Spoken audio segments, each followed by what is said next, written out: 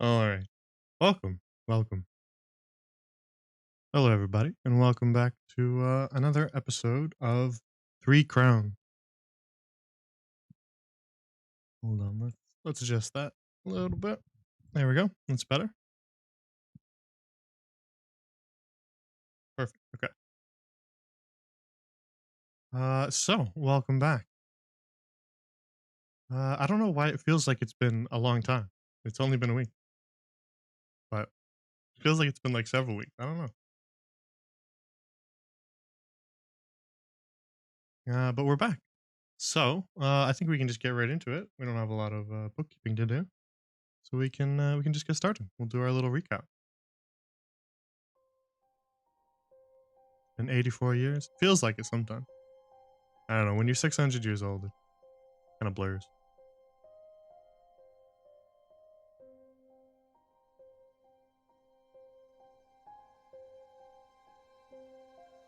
All right. So previously on Three Crown, the party are operating on orders from the King of Middlemere himself. And they're acting as Kingsguard in a secret operation involving some subterfuge, in which they've tricked a prisoner who is working for a mysterious criminal element into thinking that they are also a part of said criminal element by uh, staging a prison escape and pretending to escort the prisoner back to his superiors to report. The goal is to determine that mysterious criminal element's identity in order to put a stop to his organization. The entity is only known by a symbol and a moniker, which is the Bandit King. And so, as the party escorts the prisoner, Finlane, across the kingdom, from the capital city of Eudora all the way to the coast, heading to Tradewater, they run into some speed bumps along the way, shall we say. While they were stopped in the idyllic little prairie village of Avonlea, they um, they found that their prisoner, Finlane, the man that they're supposed to be escorting, was sneaking off in the night to investigate something, and so two members of the party followed him and learned that Finlane had a sister in town that he was trusting someone else who stayed in Avonlea, who lived in Avonlea, to look after her while he was off doing his bandit business on behalf of the Bandit King. But Finlane learned that the sister was missing. She'd been kidnapped by some sort of creatures. The party agreed to help Finlane save his innocent sister, and so they made their way to Autumn's Wall, where the creatures were said to have retreated to, which is an old ruin that had been long abandoned due to its, wasn't needed anymore. And at Autumn's Wall, they found some demonic-looking creatures, fiends and foes alike, made of bits of metal. And so, as they fought their way through Autumn's Wall and defeated some mimics as well, you can go back and watch that if you've missed it, because it's funny. They found in the furthest reaches of Autumn's Wall Finlane's sister, Lucille, who was unconscious and a part of some sort of ritual as a chain devil stood over her limp body. The party fought the chain devil and managed to defeat it after a harrowing fight, and as they had just thought they had saved Lucille, she sat up and opened her eyes on the stone slab where she was laid. Her eyes were not their normal color, they glowed an otherworldly and sinister red. And that was the cliffhanger that we ended on. So that's where we'll return.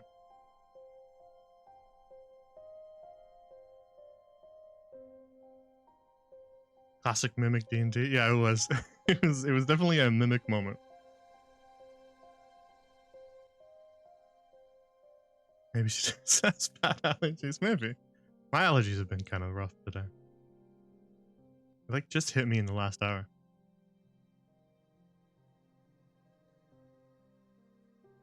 Alrighty. So, let's get back into it.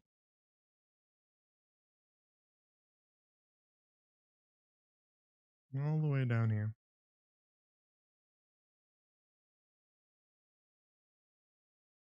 And all the way over here. Oh, there we go. That's better.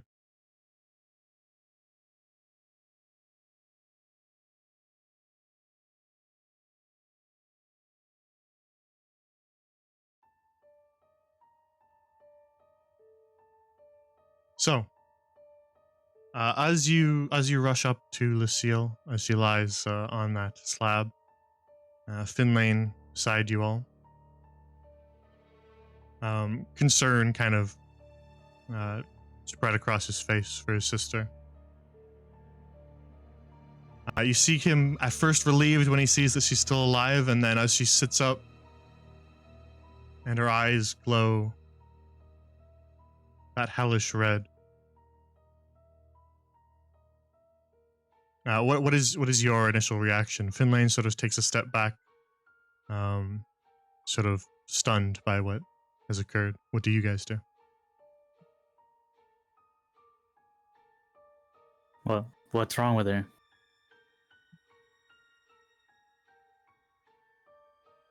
Right now she's just sort of sitting up and staring at kind of down in this direction. She's not really looked at any of you.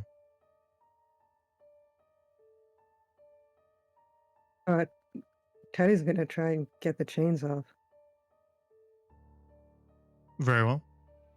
Yeah, I guess I'll help with that.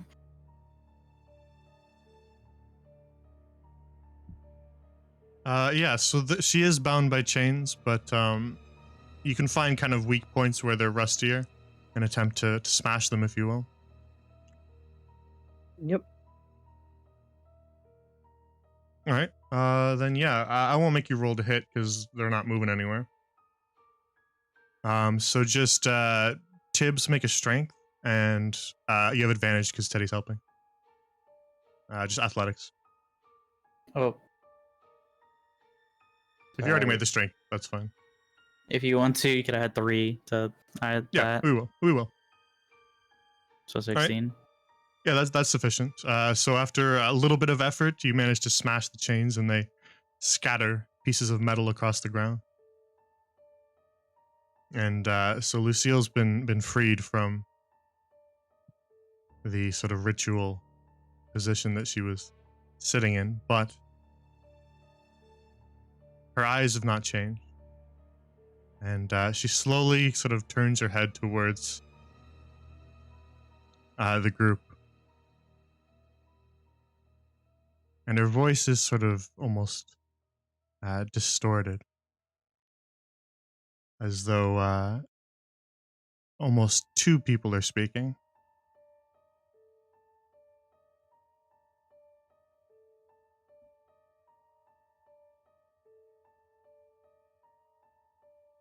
What realm is this?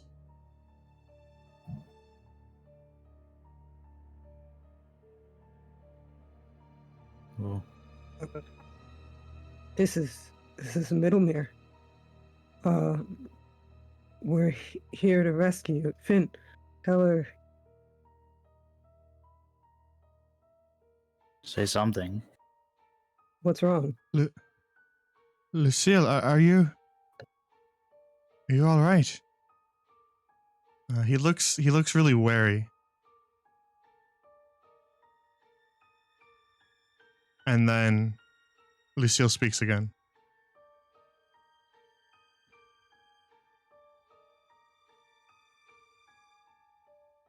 The mortal plane, then. Interesting.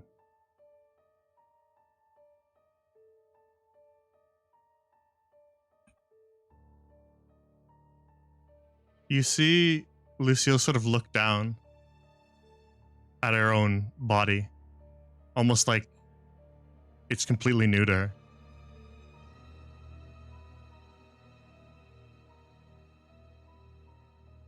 And Finlane kind of furrows his brow and says, "This isn't my sister.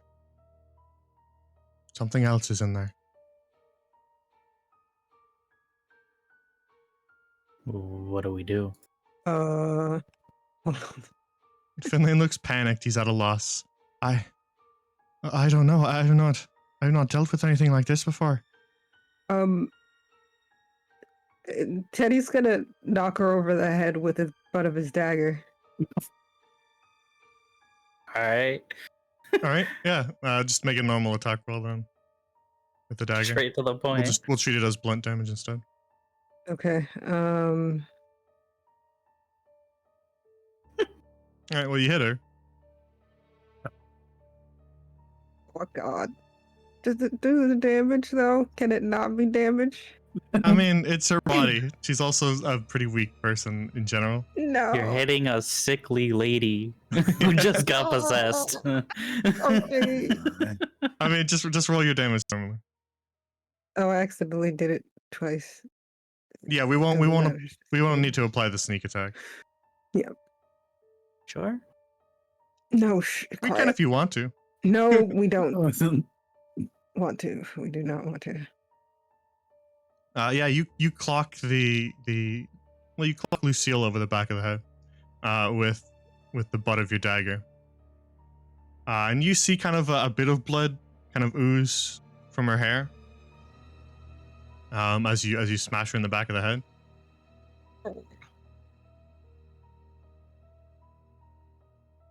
What?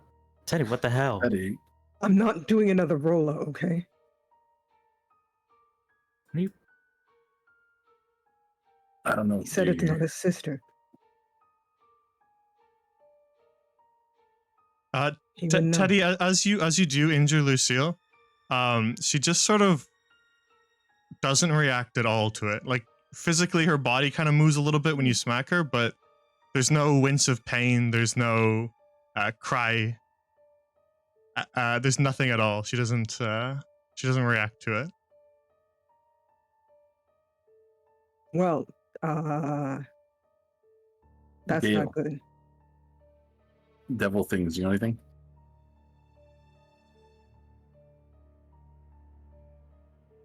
Yes, I do.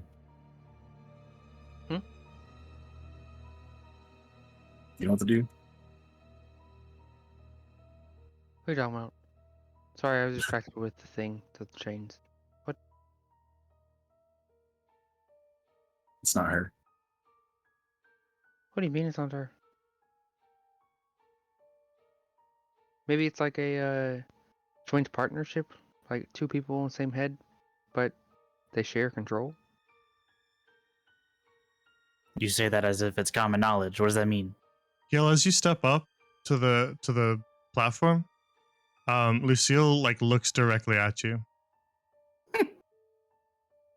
Oh, hi. The facial expressions that Lucille makes, they don't match her face. They look odd, as if a different face is making them, just mapped onto her own skin and bones. Oh, great. Hmm. What kind of expression is she showing?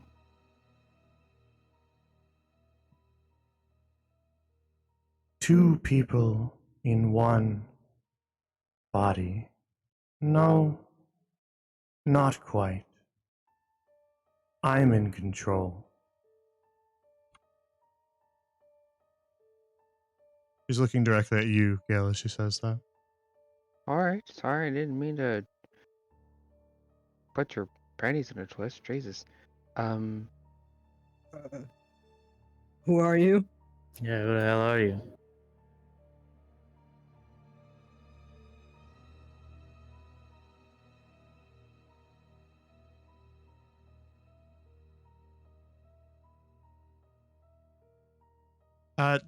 The thing possessing Lucille doesn't make any reaction to your question. She continues to stare at Gale, actually. Alright, so if you're not two people in the same body, this is clearly not your body. So what's going on? You are an interesting one. Not really. Pretty boring. A servant of the Stray, are you not? I'm sorry, what now? The blade you wield. Ah, sure, Shadowheart. Yeah. Got this off of a Dragon Ghost thing. It marks you, clear as day. A servant of the Stray. Am I supposed to know what that is? I've never heard of it, but that before. Doesn't sound familiar, Gale.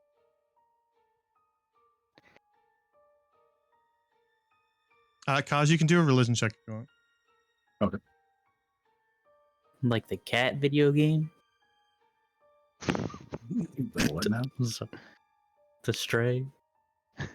That's the first thing I thought too. I was fucking stray cat was like fucking.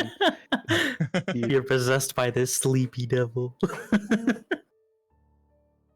Kaj, with a 17 in your religion check. For starters, I can tell you the obvious. It does seem as though Lucille's been possessed by some sort of fiend. With a 17, you link it more towards a devil than a demon. And so with your background in religion as you're sort of half spec'd into cleric, you would understand that a mortal body is actually highly sought after for devils.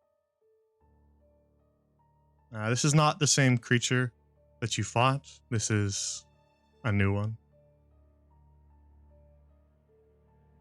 A new entity. The creature, the chain devil that you guys defeated, seems to have been summoning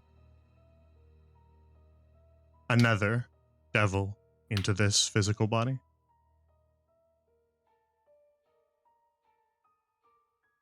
Okay, yeah. So I'll relay that to what I know about that to everybody here.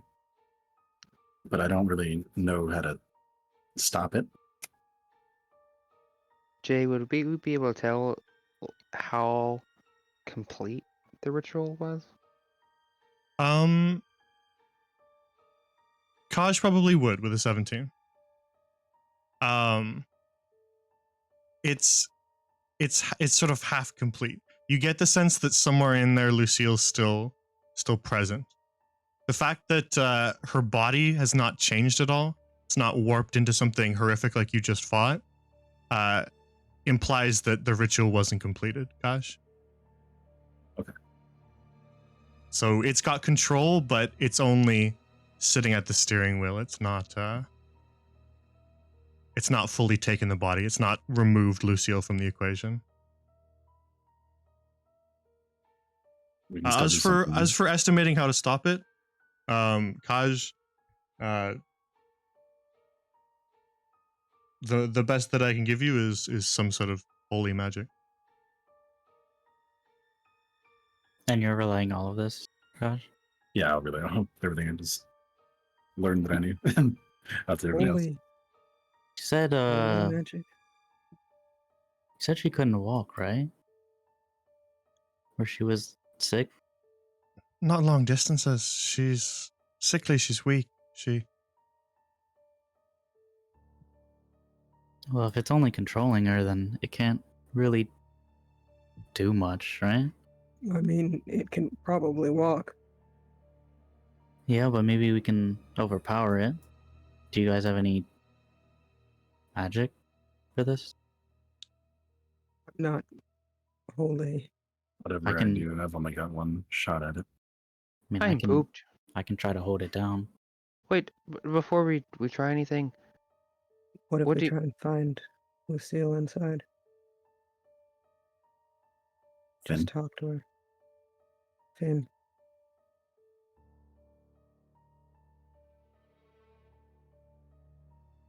Sorry, what did you say? You're talking to Finn? Yeah, Teddy wants him to try and talk to his sister. All right. Lucille, are you in there?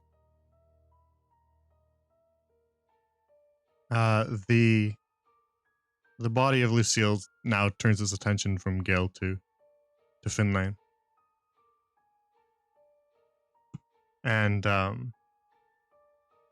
just says,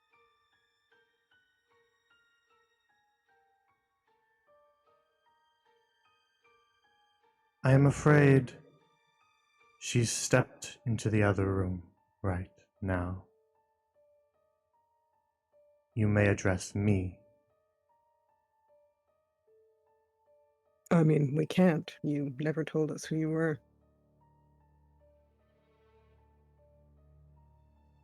Again, the creature ignores you, Teddy. I don't think it wants to talk. Are we able to try anything? Actually, Okay. it, as you say that, Tibber, it is attempting to stand up. Can I try to stop that? Yeah, keep going. How do you want to try to stop that? Not with a weapon. I'm purely Fair enough. trying to hold her down. Okay. Yeah, she's sort of like half seated, so kind of sitting up from a lying down position, so you can kind of grab her.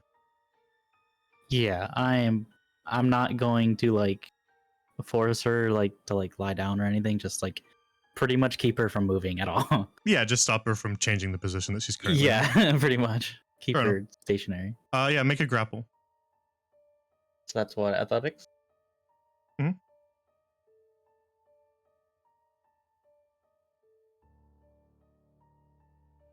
Yeah, 19? as you grab her, Tibber, you actually notice that the body is surprisingly weak. There's not much force there at all, and so you're actually able to hold her still completely. Yeah, I won't do it too aggressively. Just sort of equalize pressure when pressure is put, sort of thing. Yeah, she feels remarkably flimsy, Tibber. If you did actually use your real strength, you could genuinely seriously hurt her. Gotcha. Well, it's up to you guys now. All right. Well, the two things I could do is I could just try to heal the way I would like a wound or something, but I'm not sure. That seems really physical.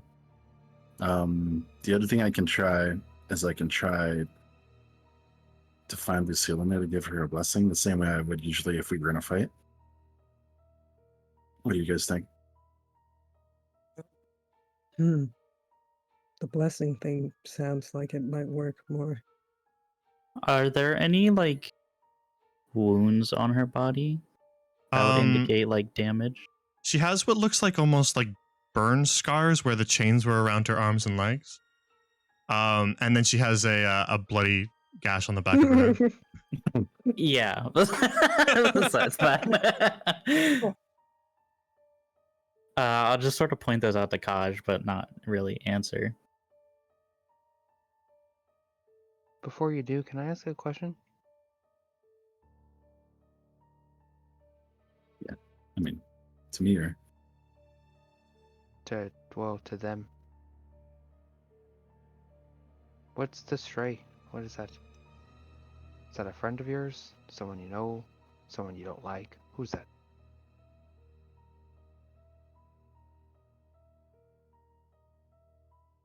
The stray. The betrayer. The wanderer. The fallen devil. A useless creature to be discarded.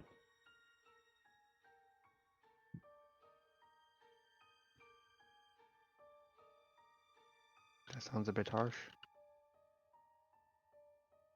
That's all she'll say.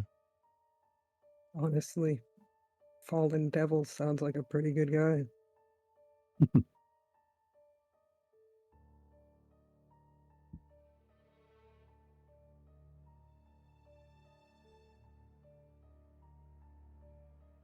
I do think you we'll leave think, it up Gale? to you guys. Gale, do you have any thoughts? I mean, I'd like to talk more, but I don't think they really care. So go About forward. what I'm gonna do here. Do you think I should try to give her a blessing or some healing? I would advise against the healing, just in case. Do we have that potion just in case? One Was- potion.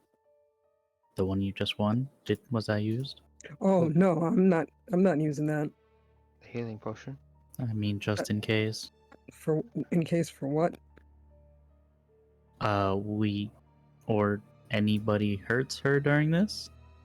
Why would she get hurt? I don't She's know. already Why'd gotten you hurt, hit her in but- the back of the head? All right. I thought it would let's knock not her out, argue okay? about that. I would like to avoid hurting her, if that's possible. Finley, I'm going to try and give her a fighting chance. She's probably going to need some words from somebody she knows. You. Oh, all right, I'll talk to her while you conduct your holy magic. All right. If- and I'm if going to that try and Will help. thank you. So yeah, I'm going to try and see if I can differentiate between her and the occupier, so I can give her a blessing. All right. Yeah, you sort of focus in on the sort of the aura that's emitting from this this creature that is infesting the young girl.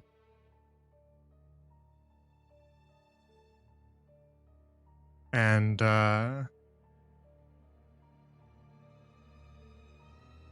make. Ooh. Gail, you want to pray to the bride and groom for aid? Sure, that's the only one I really know. So I'd like to. This seems like something that she might be able to help with. I don't know. Wait, are you saying that out loud? No. Oh, God. Okay. Say it out loud. That'd be fucking funny. Let's start some fucking chain events here. All right, fine. Gosh, I didn't mean it literally. Do what you Gosh, want, dog. wait, before you start, I'm gonna do something kind of weird. All right. Okay. Yeah. All right. I'm not doing this out loud because I'm embarrassed. But I am praying.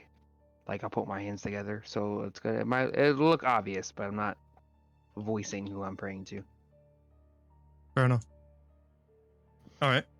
Kaj, make another religion check. Advantage because Finlane is talking to her, which was a good decision. And then another +2 because Gale is making a prayer. Sweet. Oh no. Uh-oh. That was a 5, ladies and gentlemen. All right. So with just a 7, you try to differentiate between the two entities in there, and the creature inside Lucille snaps its head around to you, and is now aware of what you're trying to do, Kaj. Okay. And Tibber, as you're kind of holding her there, you feel her start to lean forward. You know you can force her to stay in that position, Tibber, if you wanted to. You're stronger than the body that the creature is possessing. But the creature that's possessing her doesn't care about her well-being. If you continue to hold her, it will just break her bones. What do you do, Tibbs? Fuck. I'll loosen up a little bit. Very well. Not give everything, but yeah, loosen a little bit. All right. Yeah, so she kind of leans forward again. Now she's trying to stand, you can tell. Do you allow that to happen? No. All right. How do you stop it from happening? You said she's sitting up right now? She's sort of trying to pull herself into a standing position up on top of the slab. She's kind of like using her arms to now brace, and she's trying to stand.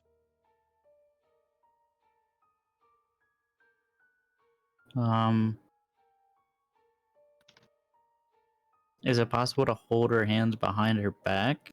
Not like handcuffs, but like, palms together behind, just holding her wrists, sort of thing. Yeah, you can Or try is it whatever you gonna want. I'm gonna try that, and if it might try to pull at her like shoulders or something. Oh god. Yeah, as you kind of try to restrain her hands to keep her from like pushing herself to a standing position, like the legs continue to move as if you hadn't stopped them, but they can't quite brace well enough in this weak body. And so you do kind of slow the process of her standing, but you can feel the joint at the shoulder straining to pop out of the socket. Hey, hurry up here, please.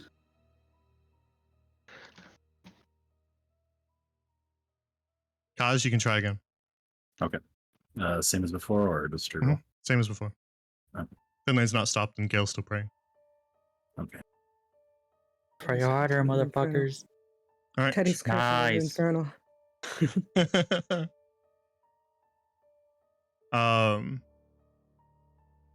With a 21 then on your second roll, Kaz, Mhm. you differentiate as you focus in on the aura here. At first, it's all just this sickly, nauseating red as you focus in on this creature that's infesting her.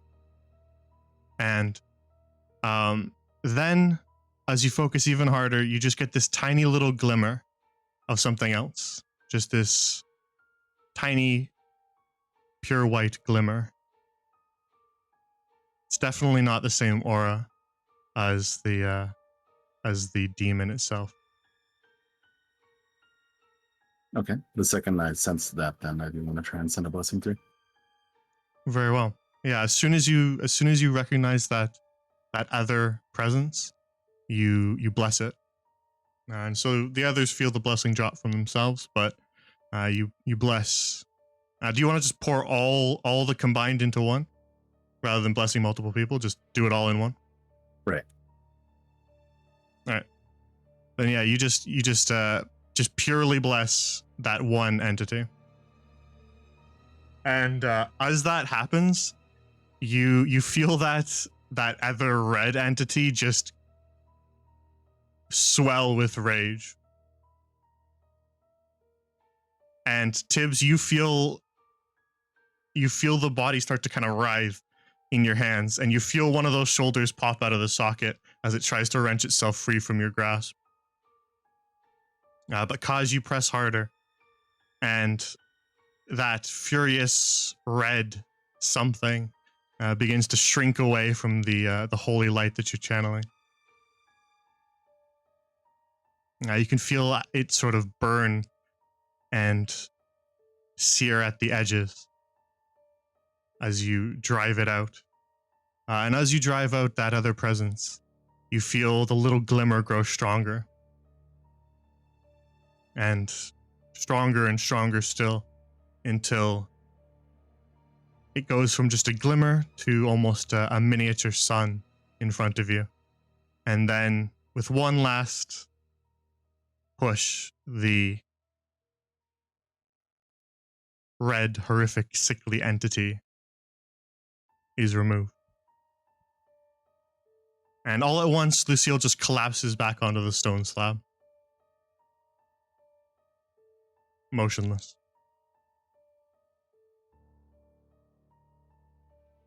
Did you kill her? I Did think it worked. Lucille, are you all right? He kind of rushes over and leans over her as she's lying there. And he checks her pulse. It's weak, but she's still alive. Check her eye. He lifts the eyelid. Her eyes are normal.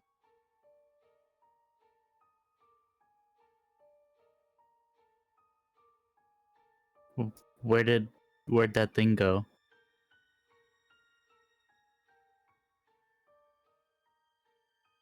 Doesn't matter. It's gone. I Well, don't is know. is it? And is this your sister? I don't think whatever was affecting her is there anymore. I can't see it. Her eyes are normal and well, she's not moving anymore. He kind of looks down at her. Her one arm is at an awful looking angle. Could I try to fix that? Is Well, that- yeah. Can Teddy I just try to tried- pop it back in? Okay. I was gonna say. Do you know how to do that? Teddy Tibbs, can help. Tibbs, you can make a medicine check. I won't like penalize it for your lack of medical experience because a shoulder dislocation is probably something you might have seen before. I'll say with- the only with reason I say that combat. is because he's a strong guy, lifts weights or something. It Yeah, happens exactly, there. yeah.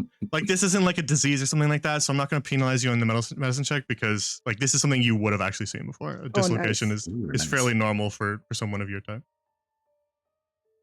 With 21. 21. All right, yeah. So you kind of brace her, and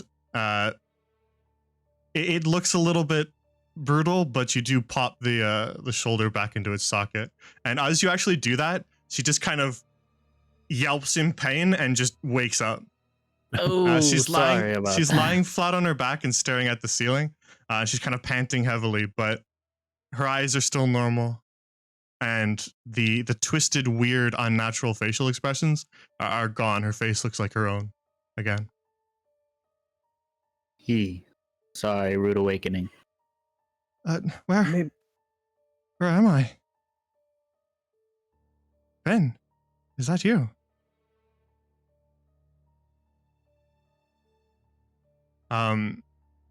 You guys look at Finlay, and he's kind of got tears in his eyes, but he's just like, Lucille, you're all right. That thing is gone.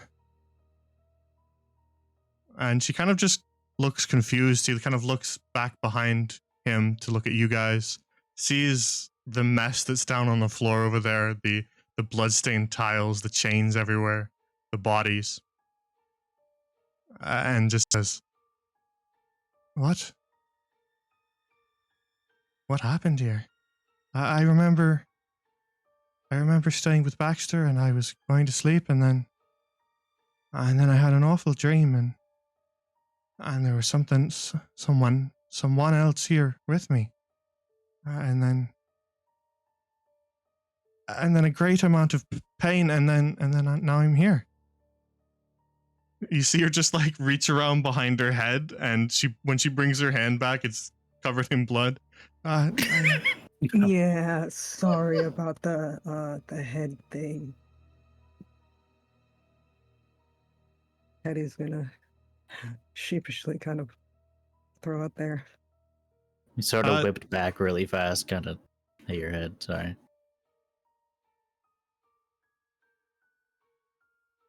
Finlay kind of helps her to sit on the edge of the table instead of lying down. She kind of sits up a little bit. You can see she's a little bit woozy. She kind of looks a little unstable even in sitting position. We need to get you out of here, Lucille. Are you going to be all right to walk? Tibbs can carry her. Finlay looks back towards you, Tibbs. I've done it before. It'll be faster. We should get out of here. All right, I understand then. Lucille, my friend here can carry you. She sort of tries to stand up, but you see her legs kind of go out from under her, and he has to catch her. So Tibbs, you probably will have to carry her. Yeah. Hell, I don't know.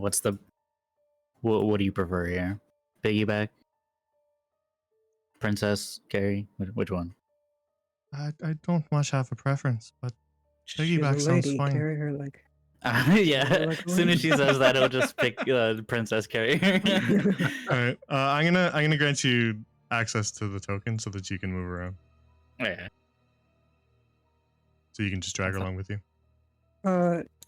Can Teddy check this and see if there are any like markings or anything that might tell who their boss might be or something? You see a twisted, kind of warped body, a corpse that's wrapped up in these chains. They cover almost the entirety of the arms and the legs, as well as around the neck, covering almost the entire bottom half of the head. Okay. It's a warped body. It's bigger. It's stronger than a human should be, and yet there's this vague sort of like humanoid presence to it. Mhm. It doesn't feel like something completely otherworldly. It feels like something of this realm twisted, Teddy. Okay. But as you kind of examine it a little bit, you notice that if you just slightly move the chains or where they kind of fall away from the body, it has those same burns that Lucille did. That Lucille still does. Mhm. Like the chains were like almost red hot as they wrapped around and left those scars. Well, seems like a terrible way to go. But you actually notice something else. Amidst the sort of like masses of metal that were kind of growing out of and on top of this creature, you actually notice that it has a shield strapped to its back that's sort of warped and twisted, this sort of awful rusted metallic form. There's a shield here. If you two are interested. Yeah, as Teddy points it out and kind of rolls the body over to let you guys see, Gail, it is glowing, but it's an unhealthy glow. That's weird. Like it's creepy. I am a fan. I'll be honest. I'm not a shield guy. Hey, what's metal? Yo. Yeah, kind of You're fucked gonna up carry too. that on your arm? Kaj, I mean, as you actually say it's metal, you look a little closer at it. It has the same unholy energy as what was possessing Lucille, but you actually think you might be able to purge it. You might be able to purge that metal from it, just like you did with Lucille. Hey, Gail, do you see that? do I see what? It's bad, like whatever Wait. was in Lucille. Yeah, it's creepy. Yeah, it gives you that same rusty taste in your mouth, Gail, as you look at it. It's that rust. It's that rust all over again. Oh, Maybe I that's what could the rust meant. Do something Oh, about it. The same way with Lucille. That was my first time doing that, though. So sure. I mean, you want to do it? You think we can do it later, or do you have to? Yeah, Hey, I can we? cannot do it now. Let's just do it later. I Just don't want to wrap stay it up here. in something and let's take it. Yeah, sure. So I need to take parts of this body. Okay. All right. You need You my need to do help? what? I can. I'm sorry. Yeah, it's important. Jay, was it the heart that I needed to take It's the specifically? head. Sorry, what? You need the head. You need I'm the blood. saying that was the You all blood. said different things. The ritual that Runica described to you guys last time when you met her, that night of the red.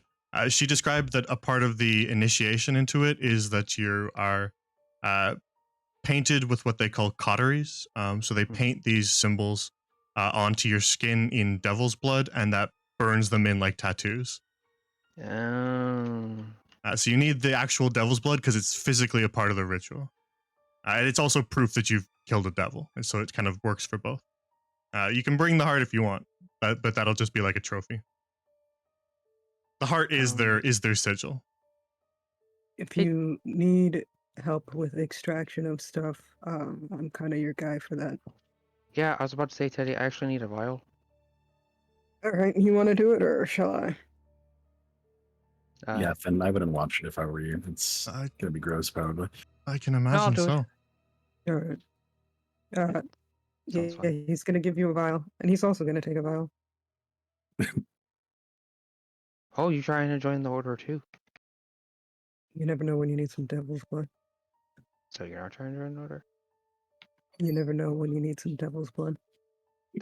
Doesn't really answer my question for sure. Yeah, the devil's blood almost looks like oil, Gale.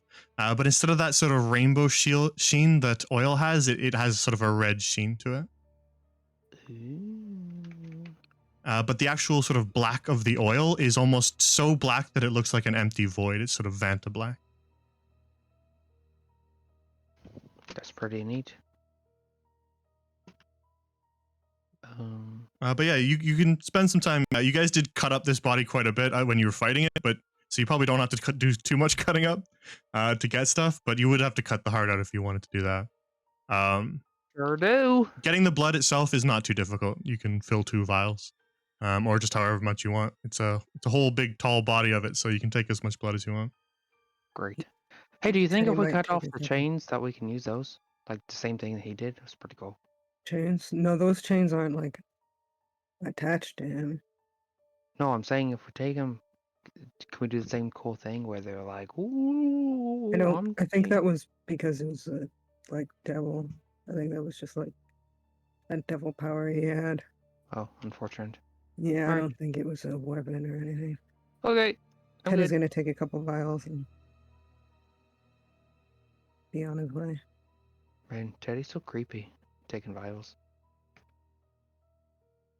So did you take the heart as well? You bet I did. Very well. I'm creepy. As you I cut that heart out, actually, you notice that it looks strange. It's not your average human heart. If you were to describe it, Teddy, it looks more like 2 hearts melded together forcefully. It's sort of got strange valves and veins. Well, that's unnatural. Pretty cool looking though. Yeah, it's kind of cool looking.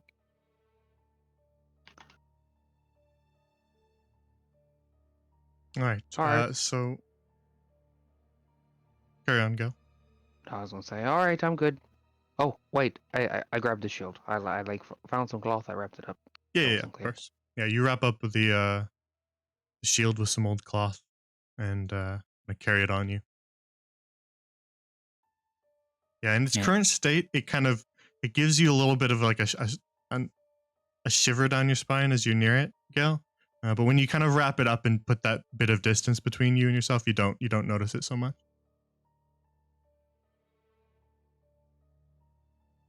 Hey, Kaj, Mhm. there wasn't a way out through the grotto, was there? Not that I saw. I mean, we could probably walk through there, but we don't want to get lost, right? Yeah, I'm just worried about the ladders. Like, you Oh. should note, Tibbs is fucked up right now. He's like heavy panting. He's got cuts everywhere. He's carrying her, but it's very slow. Well, I guess we just retrace, I guess. Did we?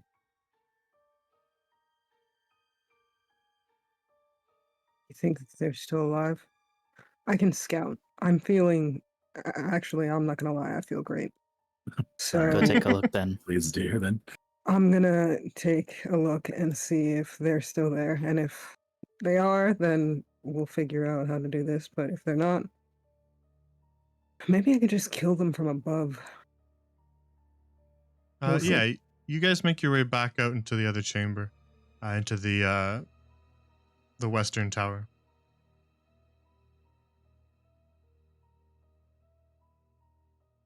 And so, Teddy, you wanted to scout out this door, yeah? Yeah, he's gonna go up, go in, see if those things are still dead. Yeah, Or looking still down, alive. Yep. looking down from the floor. Mm-hmm. And then if they're dead, then he's just gonna come down and tell. Yes. So you climb the ladder. You head out into that other kind of secret door that was opened or blasted open, back through the dresser, and out into the other chamber that has those tiles that were collapsing in through the floor, and you glance down, and all you see on the ground are bones and scattered bits of metal. Perfect. Then he's coming back down and telling everyone. I think it's clear, yeah. I mean, it's clear. Okay. He's gonna go first, though, with his daggers out. All right.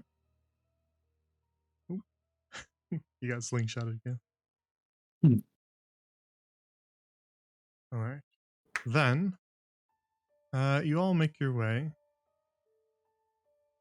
into the long hall that you'd not actually set foot in before. That you had only peered in from the upper floor. And as you guys make your way in, you do confirm exactly what Teddy saw. Ooh, very big.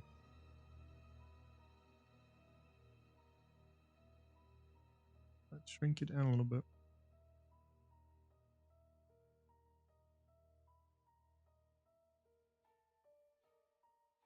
The creatures that you saw skulking about from the upper floor when you peered down through the broken tiles.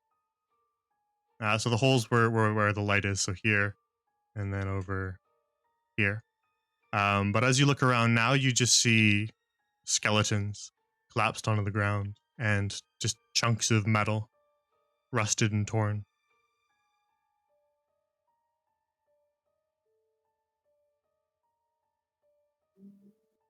All right. You know what these dogs remind me of? What? Those, what were they called?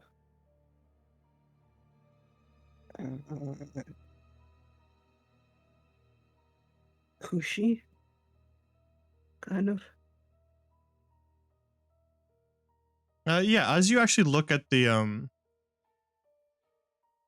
skeletons, you see that they look like wolves, but warped and twisted. The only bit that remains is the skeleton itself, and so it just looks like a vaguely normal wolf skeleton that is just the bones themselves are sort of twisted and warped into different shapes. I wonder if they were Kushi before.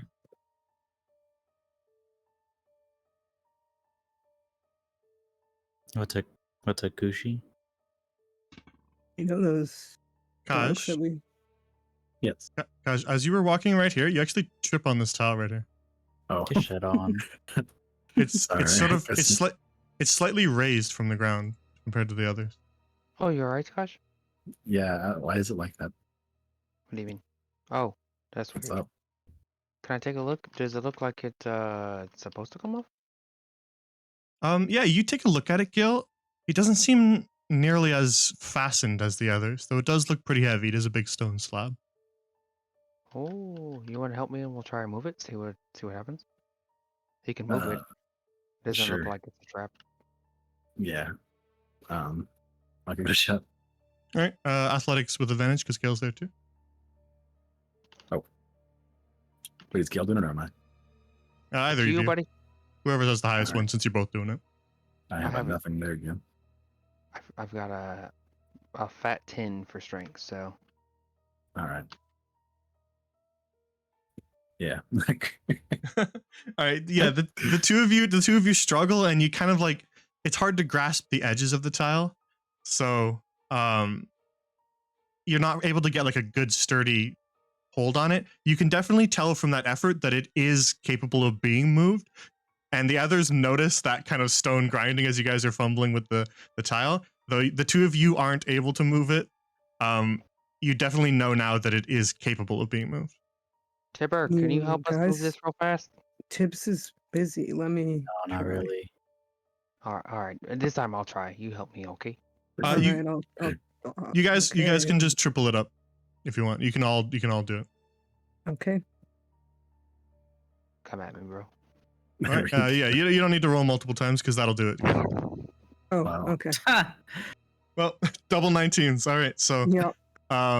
yeah, with this effort, now that you know it's possible, you're sort of spurred on by the mystery of what lies beneath it, and so you summon up all your strength and you slide that tile out of the way, the two of you. And so, as you slide the tile out of the way, something else is revealed. Oh my! Please. You fucking have to do that, Jay. There's a God. small trap door under the stone tile. Can we please check it out? There's a thing. No, we don't have time. We need to make sure that Lucy's okay. I'm already opening in it. Who am I kidding? I don't like asking for permission. Gale, you open it and you look down a short little ladder into what appears to be. Well, I'll just show you. Since you're looking. Oh boy. Somebody's Yeah. house. Because you're rude. It's a little dwarven fellow. Oh, hang on. Probably like a halfling or something. Sometimes, yeah. This is the second time you guys have gone into somebody's house. Remember that time when we were in the woods in Silver Song and you guys Yeah, don't just, blow like- this one up. I just want to No take a little promises. peek. No, it was That's the all I wanna stump. do. Remember the stump that you guys just looked in? yeah. Yeah, that was somebody's house. We didn't know that. Well, we know this one. I mean, come on. I'm just gonna take a little peek. I'll be so fast. Look, Yeah, I promise. No, You take a peek. You look down the trapdoor, and this is what you see.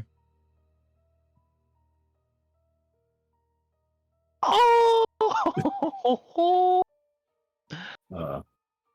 Uh, You see the coziest little scurry hole that you've ever seen, Gil, with all sorts of sort of hackneyed together furniture set up and a bunch of rugs sort of furnishing the ground. And you see a bunch of very tentative, slightly frightened faces staring back up at you, Gil. What do you do? Oh no! Oh my stars! They're so cute. How tall are they? Like shin height? They're about halfling Tall? height. Oh god. Sort of gnomish height. They're kind of like just above knee height for the average person. So sorry. I'll just close this. I didn't mean to interrupt. Sorry. You see one of them, kind of the closest one. She's tentatively looking up at you, and she just kind of looks a little bit stunned as she stares at you, and she just says, You're not the monsters from up above." Gale's jaw just drops. He just stares. The others who are up there kind of ignoring Gale as he's looking down the trapdoor. You do hear a voice echoing down from the trapdoor that Gale's looking into. Mhm. there's people. No, there's not. Cause you want to see this. This is pretty interesting. Sorry, your question. They're all gone. So, if this is your home, you're safe to come out, or whatever it is. This is. Gone, she says. You mean Yeah, you sure. defeated them all? Well, more or less. She sort of pauses again, stunned, and then says, Really? And you see just like a smile spread across your face. Oh, wait. Actually, there is a chest. Don't open it. It's very bad. Other than that, yes. Nothing else. Just one with eating chest. A lot of teeth. Don't touch that one. Everything else, sure. Oh. I see. Well, we weren't going to open the chests upstairs, if that's what you're talking about. Are there more of you up there? Or was it just Yes. you who defeated those monsters? No, you want to come see? Who are you inviting up here? Who is he even talking to? They're adorable. You're gonna love this. In fact, Tibber, you might just gush. It's so cute. I'll like take a step back.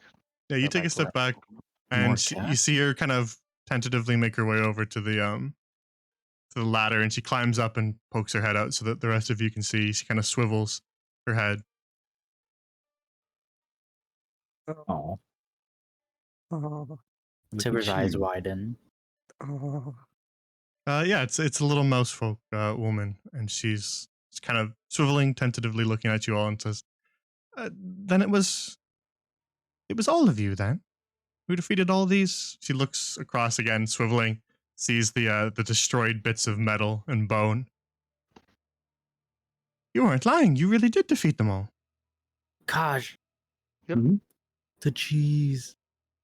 The cheese. cheese. No. Kaj buries his face in his hands. Why did I give you the cheese? I stole their cheese. Yeah, they're all gone. All of them. At least all that we've seen. Is this your? Who all lives here? Is this actually just you, or is there other people? Me and my family. If you all did indeed kill all those monsters, well, then you're our saviors. Please, you're welcome into my home any day. Come in. I'm so sorry. I stole your cheese. Cheese? And she kind of thinks for a moment.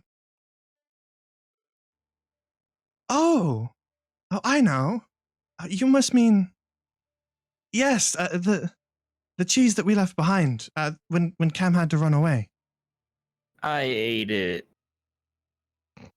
Oh, well, that's quite all right. We've more than enough food to last us a while, and now that the monsters are gone, we won't have any trouble foraging for more. Please, come in. And she scurries back down the ladder to allow you guys to go down. Huh? You give her tips? Yeah. Ladder, though. Sure. It's okay. I'll go down first, and then you I'll- can just hand her slowly to me and Finn if you want. I Huh? did just I- see you I got struggling it. with a rock. Yeah, but no. You saw Kaj struggle with the rock, and I was assisting, and then I led, and I did it. Actually, It's like It's it's like not a wrong. square hole, right? Like all the way down. Like there's walls on every side. It's a little tunnel that just opens out into a big square room. Yeah, he can just go down. He doesn't need to use his hands. Okay. I guess like a really weird staircase. Yeah, so she's scurried back down there, and you guys can head down there if you want to. I knew my curiosity was worth it. Okay. Winning. How do you think of this shit? But Who, me? yeah. You put mice in the Who basement. thinks, yo, this is like an enemy stronghold? Let me put a fucking And Well, family there of were I the don't know. mice down here. apples. I like it when there's other Yeah. factions involved It's that so are kind of. fucking hell. It's so neutral. funny.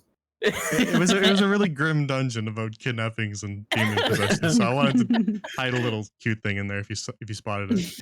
That only triggered if you guys didn't actually notice that one tile was weird. That was only going to trigger if someone walked on it, and Kaz just happened to. So otherwise, you guys would have just ignored it completely. Wow. I left enough hints that there was something else going on here. I didn't Wow. even think of it. I just assumed they were like halflings or something somewhere in around the area. I was like, oh, it's like medieval D&D. Of course, of course they'd have cheese. That makes sense. You have more cheese.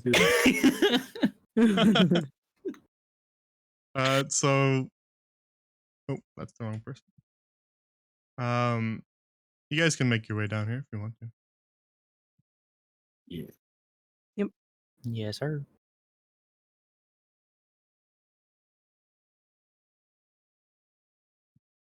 Alrighty.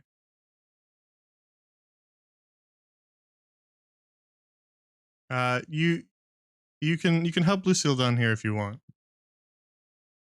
Yeah, I'd essentially go. Her legs are pretty weak, but she's got enough arm strength that she can kind of hold herself to the ladder, so she's not like falling backwards. So she just needs a bit of a brace to get down. That's all. Something to I help just her carry pictured her own going weight. down. Like he's still holding her, but like using like his back against the wall, and he's going down with his feet. Yeah. And at the end here, like he'd jump off Just and hops down. then help her down. Yeah. Yeah, she needs something to help with the weight for sure, but she's not like completely limp. So yeah, you help everybody down, and you're all down here in the scurry hole. As you guys make your way to the bottom, you see that there are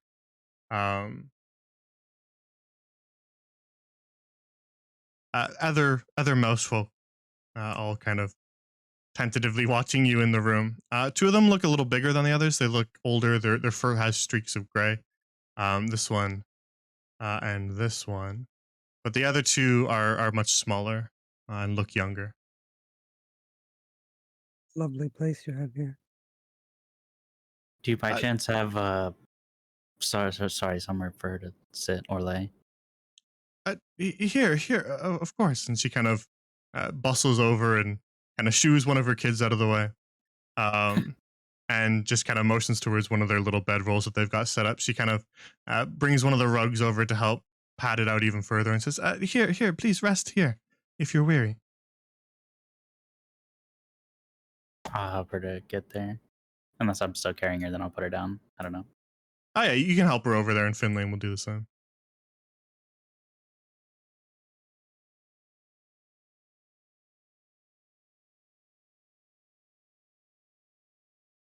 Sorry, thank you. Of course, of course. Well, we've got to thank you for all your aid. We were trapped down here and forced into hiding for quite a little bit now, and it was getting rather hard to forage. So you've freed us of that burden, and for that we thank you. And the other older mouse kind of comes up beside her and kind of rests his hand on her shoulder and says, "Aye, we've got to thank you for that." Oh, but how rude of me. My name is Zola, and this is Cam, my husband. Thought you were gonna do it, not gonna lie. What? Name him Stuart. No.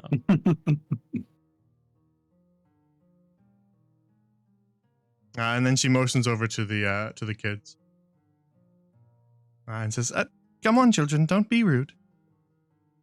Come and greet the heroes who helped us." And they kind of rush over to her side. They look a little shy and kind of tentative of you, but you see them kind of wave awkwardly. And she points to the one here and says, "This is my daughter Bree. And this is my son Colby." Okay. I'm sorry. I don't know what you're talking about. Oh. What's so funny? This is something funny. What lovely names. Yeah. Sorry. Very no. cute. They're just very small. You see her kind of start to go, "And we have another son. Oh."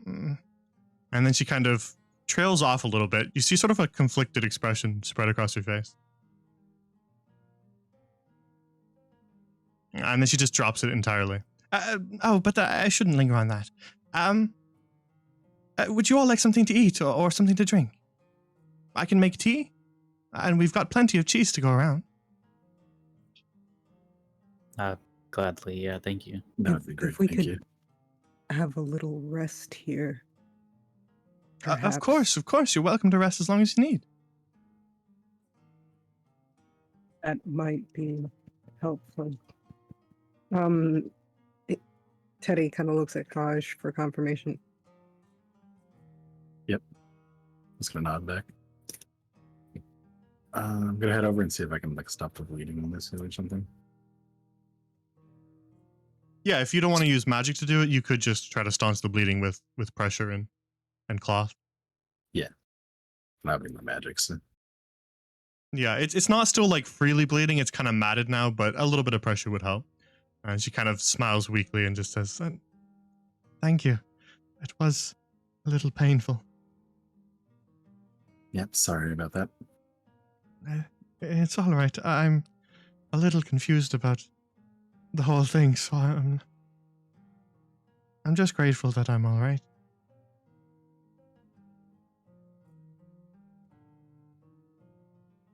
Zola bustles about setting a kettle on, and then hurries back over. She's got little cups of tea for all of you. They're a little bit small, the cups of tea. So they're more like shot glasses of tea for you guys. But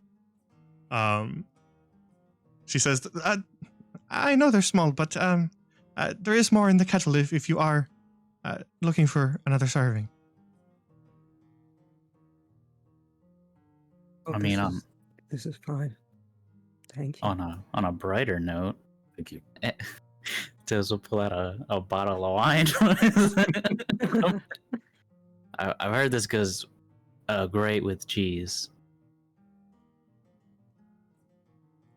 Oh yeah, the husband kind of comes over to you and goes, I imagine it would pair well. I have plenty to go around. We can open it and share it if that's what you want. Sure, yeah. None for the I've got kids. So. plenty. Oh, yeah. You see Colby just kind of like kick the floor and, oh, come on, Dad.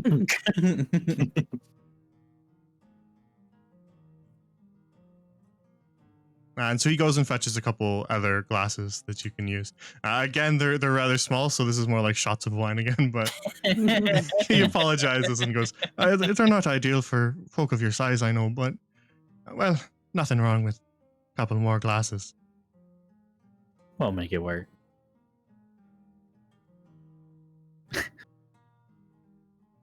Tib's just gonna sit down like right here. Sort of not like I don't know.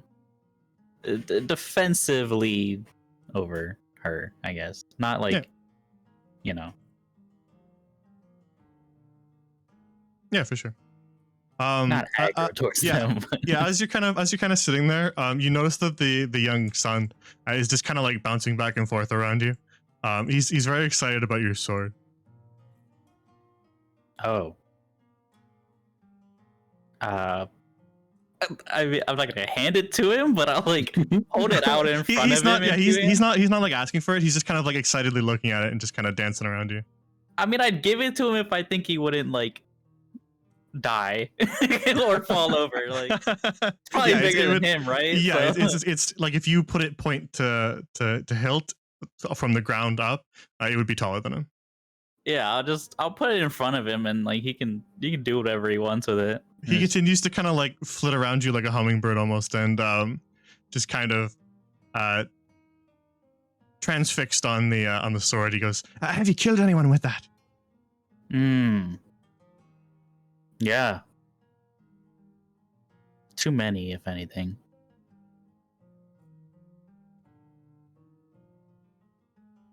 And he just kind of he looks odd by that. He goes, "Wow, that's exciting. You know, my big brother, he ran off too." And then Zola kind of walks over and just goes, "No, Colby, don't bother him about things like that." And she kind of ushers him away, and she says, "Sorry for the bother. He's an excitable sort." Is your, if you don't mind me asking, did your son leave, or is he a warrior? Yes, my eldest, Iago. Well, a little bit before the monsters set in, he left for Tradewater. Lofty dreams and all that. I told him it wasn't a good idea, but you know, young folk. Being young yourself, I imagine you must understand. When you get something in your head, sometimes you just have to pursue it. Yeah, I mean, you seem a bit hesitant. Did something happen to him? Well, there was an argument the night he left. He said some things that I'm sure he didn't mean, and you know how things are. I just wish that he'd left in better circumstances, and well, to be entirely honest, I do wish he'd come home. I don't think there's anything for him in Tradewater that would be of any benefit these days. What news of Tradewater? Well, I can't say that we exactly have gotten many frequent updates from town criers in the last little bit. We've been trapped down here for quite some time. But there's some sort of thing brewing in Tradewater. It sounds like bad news to me. But then, I've not actually been there, so I suppose I shouldn't say for sure.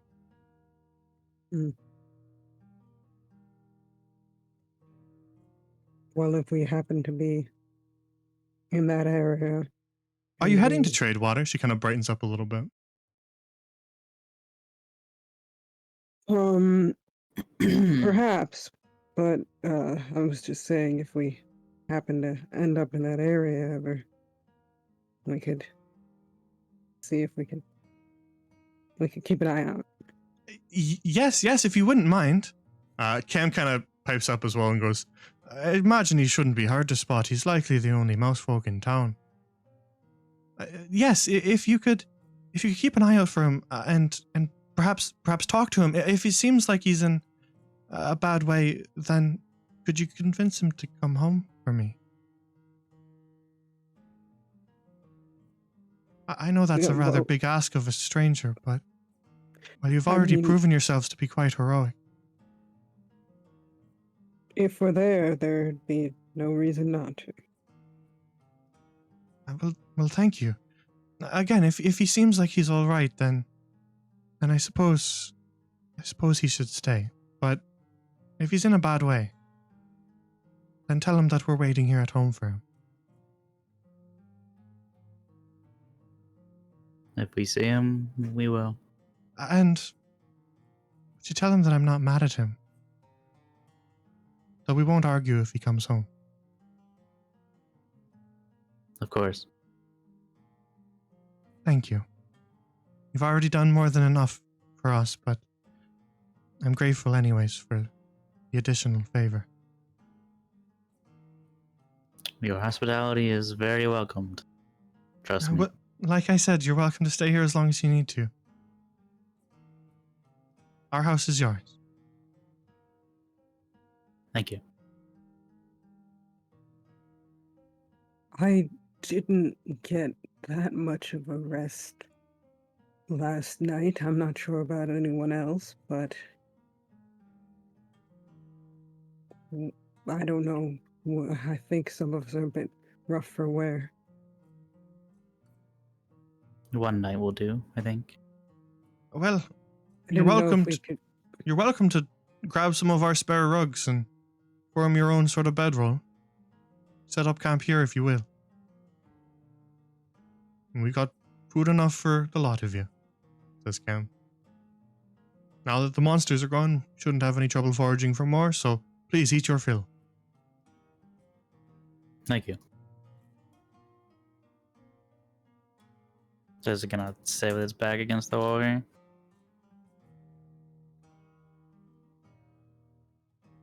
Sip Yeah. on some wine, eat some cheese. Yeah, for a little bit, the kids seem sort of fascinated by you guys, but eventually they kind of calm down by some small chidings from the parents as well. They kind of are convinced to leave you guys fair enough alone as they kind of go about their own business. Zola kind of starts to clean some stuff, and Cam begins to rifle through some other things to kind of help build you guys a little mini camp inside their house here with some rugs. He kind of puts some down so that you're not just on stone. All right, there. That should do you for the night then. Thank you. Well, no. Thank you all. And he goes to help Zola clean.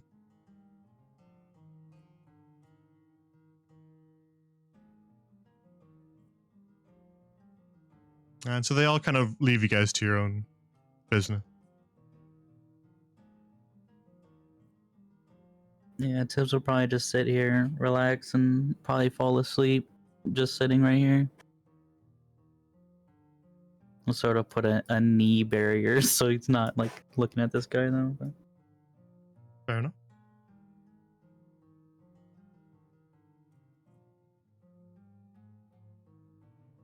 Yeah, I guess they take a long rest. Yeah, sure. If you guys want a long rest here, the the most folk family have allowed you guys to stay for however long you want, so you can long rest. Fucking bless up for that.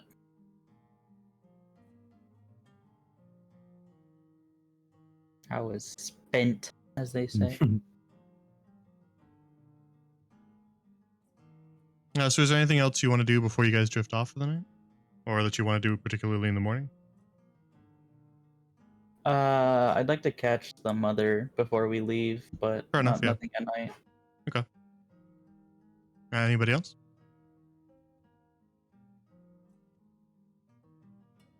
Mm, Kills Before are we Uh, go to bed, I'm probably gonna sneak up top and make a little fire and do a quick prayer to Hestia, and then come back. Okay. Yeah, you go upstairs to do your little ritual.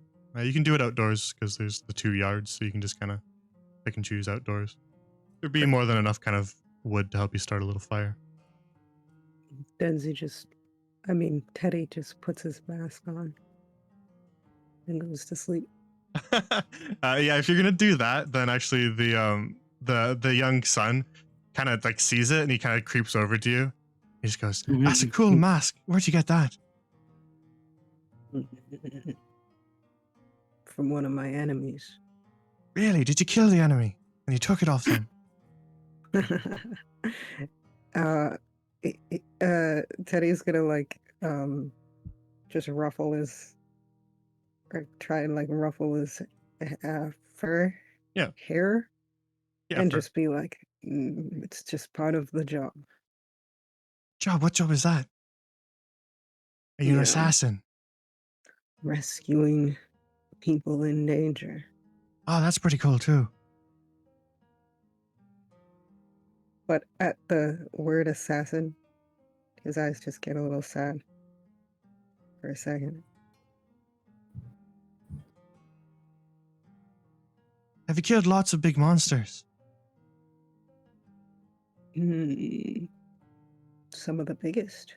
Really? What's the biggest one that you've killed? Well, there was once a crazy dragon-like thing in a forest, and Really? he takes out his dagger and shows him. And he says, "Got this off its tail." He just kind of jumps and flitters around it like he was doing with Tibber. Just amazed. You can see his eyes kind of shining. Wow. You made a knife out of its tail. From a spike from its tail. That's so cool. Can I hold it? Actually, yes, but be careful. Teddy's gonna hand it over. He takes it. It's more like a sword for him. Particularly heavy sword. He's kind of it's unwieldy for him. He sort of tries to kind of swing it, but he just ends up spinning himself in a circle and just kind of falls onto his Whoa, butt. Careful. You see kind of Zola motherly instinct spin around and go, Yeah. "Careful, Colby, don't hurt yourself." Give the nice fellow his weapon back. And Colby just kind of slightly embarrassed hands it back to you. You must be strong to be able to carry that around. I'm not the strongest one. That would be that big guy over there, but I can hold my own. He kind of looks to see who you're referencing, sees Tibber and goes, "Yeah, he's massive." Yeah. Was the dragon bigger even than him? Oh, definitely. Really? Can't imagine anything being bigger than him. There's a lot of big things out there. He's just kind of excitedly makes nodding you along. enjoy the small things like this. Really? I don't really like being small. Oh, there's nothing wrong with being small. Sometimes the smallest people are the people that are the most effective. I don't know. I think I'd rather be big like him. He points at Tibber. Then I could carry around a great big weapon like his. I don't know. Yeah, I don't know. You could still be really cool and be small. I know someone who's pretty small and she does a pretty good job. Mm, well, I'll take your word for it. I do believe you. I do wish I'd grow a little taller, though. Maybe when I'm older. Oh, you definitely will. He brightens up at that. I hope so.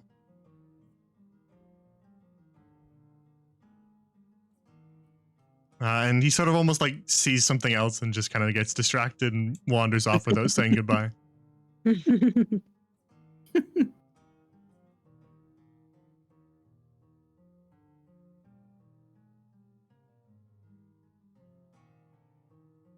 So is there anything else that anybody wanted to do? This was still during the night. Yeah, still just kind of before we head to bed. Yeah. I'm sleepy. Gail, did you want to do anything? Or are you just heading off? What do you mean? I'm already asleep. I Fair passed enough. out like ages ago.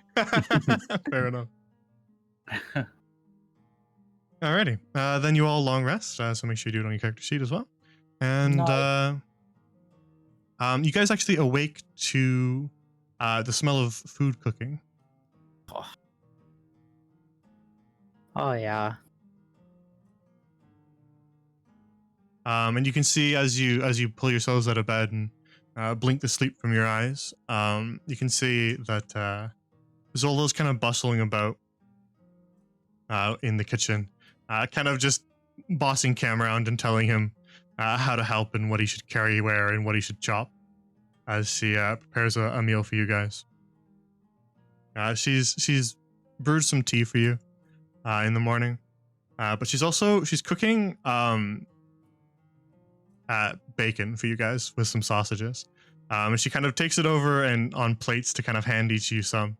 And she just kind of says, we don't really eat this sort of food, so we had a lot of it lying around. So I thought perhaps you folk would eat it. Yeah. Please, thank you. Appreciate it. Yeah, she hands out little plates. They're small, but they're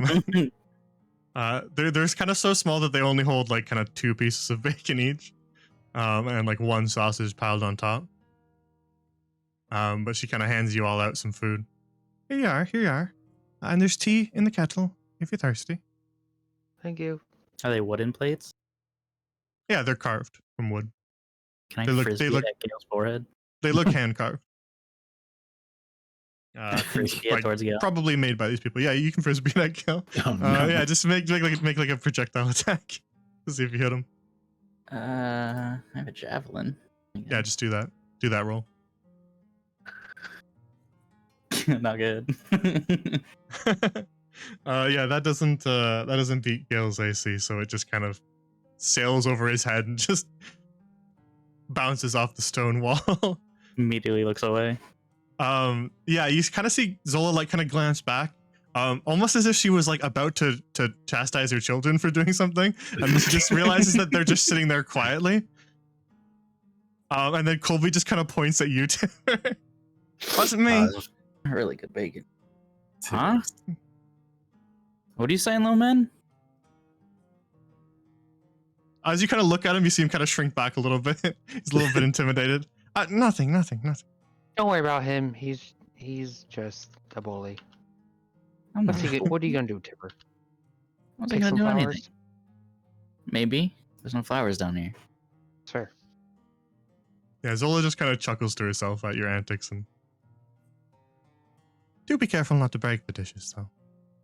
Yeah, Tipper. Never. Is she looking better? Or is she? How's she doing?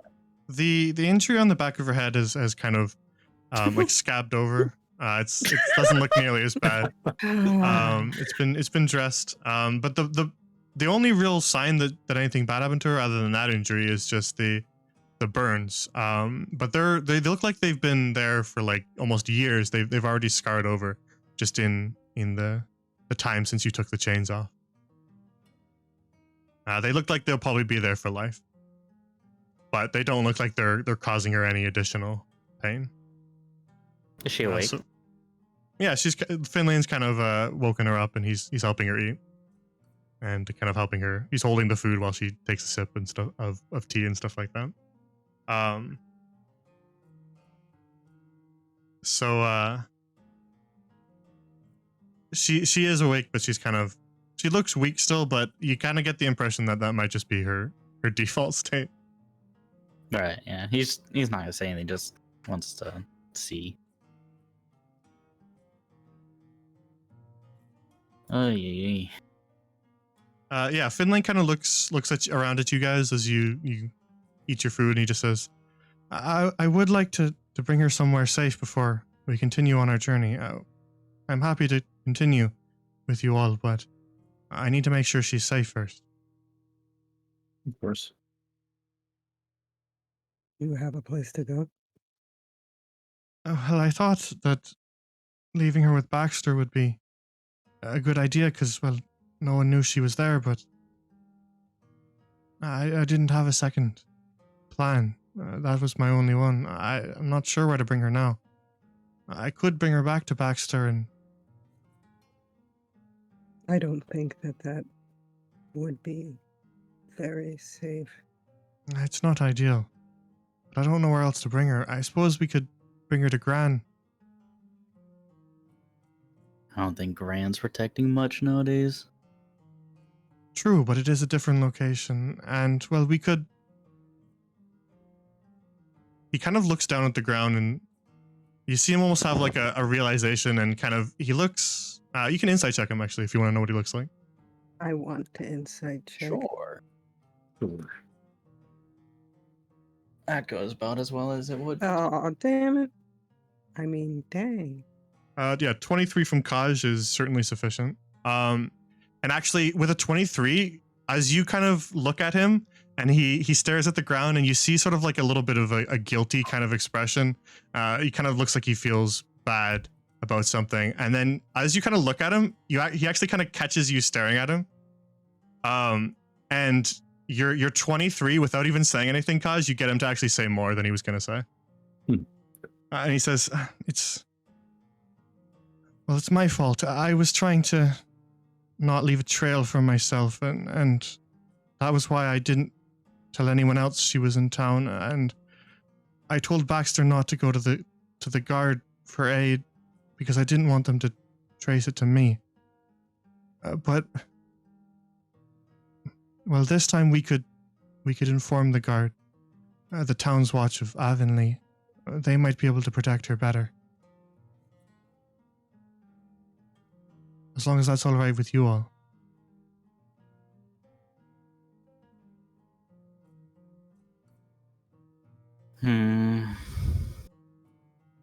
She's not gonna rat on us.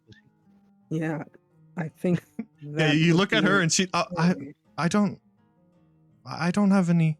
I wouldn't do anything like that. I just need a place to stay. Should be okay. Finlay kind of speaks up again and says, we didn't tell them anything more than just this is a young girl who's been attacked on the road or something like that, and she just needs a place to stay for a little bit. We don't need to get into anything further than that. That seems sufficient to me.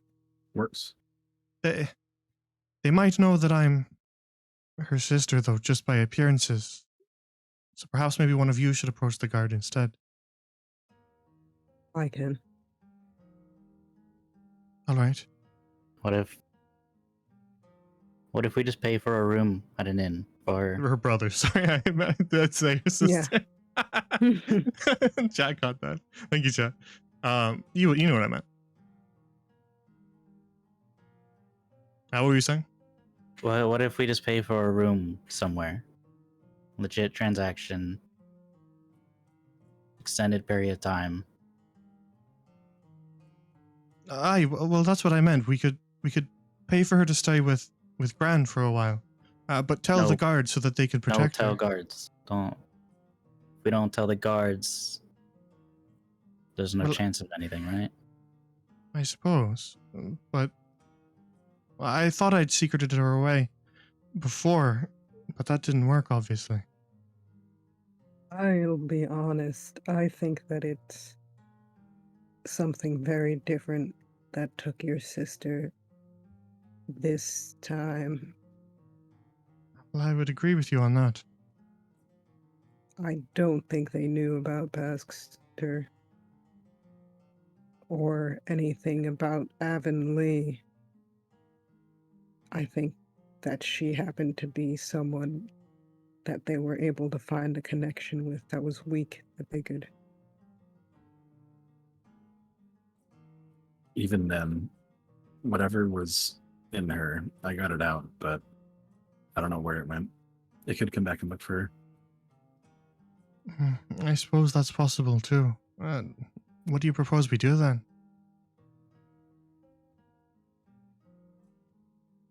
I think telling the guard is fine, personally.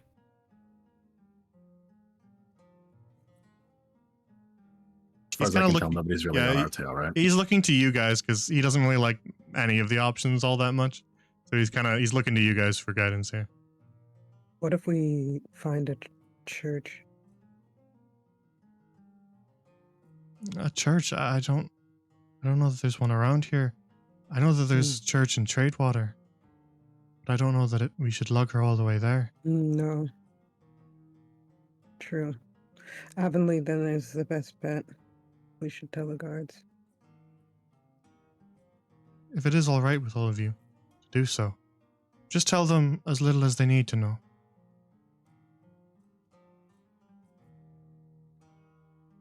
Fine. Guess I don't really have anything else. Is that all right with you, Lucille? To wait here a little longer. I'll be back soon, I promise. I just need to finish this. She kind of nods. And then she kind of looks around at all of you guys and just says, you see like a little smile kind of appear on her face, and she just says, "You know, Finlane, I never really thought that you'd ever make any friends." And you just kind of see him like blush and just stare at the ground. But I see you've done splendidly already. That plan works for me. I can wait a little longer for you to come back.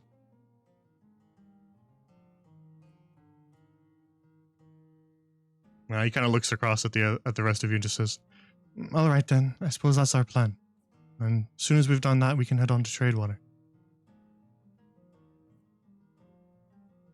Well, For I'd sure. like to get going soon. Gail, before we go, do you want to take a look at that shield? Oh. Yes, please. We probably shouldn't do it in here. Just because we don't know what's going to happen. Yeah, sure. Probably should. No, that's probably smart. All right. Well, I'm good to go if you guys are. Yes, as am I. We'll be I'm good gonna right walk after this. over to Zola. Yeah, you said you wanted to catch her before you left. Yeah. Are you all headed out then? Yeah, I think we're gonna leave. We don't want to take up too much more of your space. Very well, very well. We I wish just you all wanted luck to in your s- journey. Thank you. I just wanted to say that your son, I hope everything works out. I hope we can find him. You know, hope he's doing well. I just wanted to say, don't feel bad for being harsh at him, I guess. I mean, I assume it came from a place of love, right? Of course. I don't think you should feel bad for that. I'm sure he took it pretty bad, but he seems smart. If he's come from you two, so probably come to his own conclusions by now. I'm sure he understands. Yes, I hope he does. And thank you for your words. I'll probably still feel bad about it anyway, but well, we can't help that, can we? But still, what you said does bring me some solace. Thank you. Even if we can't convince him to come back, the best thing you can do is support him in his journey. That's sort of what I would have wished. So I hope he does come back, and I hope you guys have a good time, but hopefully he's on to bigger and better things. I agree. If he's not in any danger, then I would love to support him. He'll But come back one day. I know he will. I just, I fear for his safety. I'm his mother. Of course. And I hope he comes back soon, but that's all I wanted to say. Sorry. Thank you. Of course. Thank you as well, and for your kind words. They do bring me some peace. Cam just kind of pats her shoulder a little bit. I'll give them like I don't want it to be mean, but like the best way I could give them a handshake, whether it's like a finger or something, just a little, goodbye gesture. Yeah. I think a fairly, like, for them, they are bigger than their children. Their children are very small, but Right. yeah, they're kind of gnomish size. So your hand would definitely dwarf theirs, but it wouldn't be like a finger handshake. It would Right, just be a okay. normal handshake. So yeah, he'll give him a handshake and go to help her again. Yeah, for sure. You all kind of say your goodbyes. The kids kind of excitedly wave you off, and you help Lucille back up the ladder, and make your way up out of the scurry hole.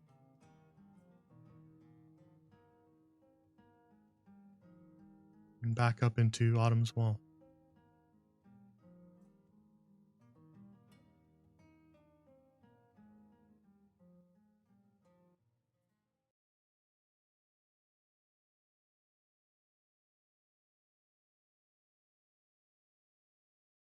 Well, I wouldn't have ever expected that. It was very nice. It's Yeah, kind of them to allow you to stay in their home after you ate their cheese. Yeah. Look, I couldn't have known, right? You could have known that it was someone's cheese. Maybe. But obviously they weren't using it. And it was very good.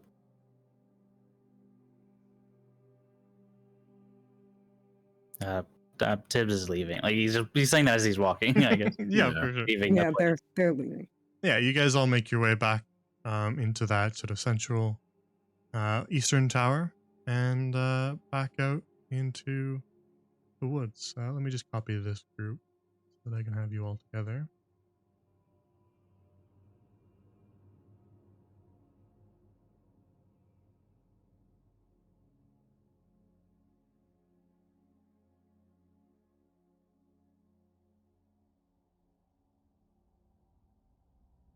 All right.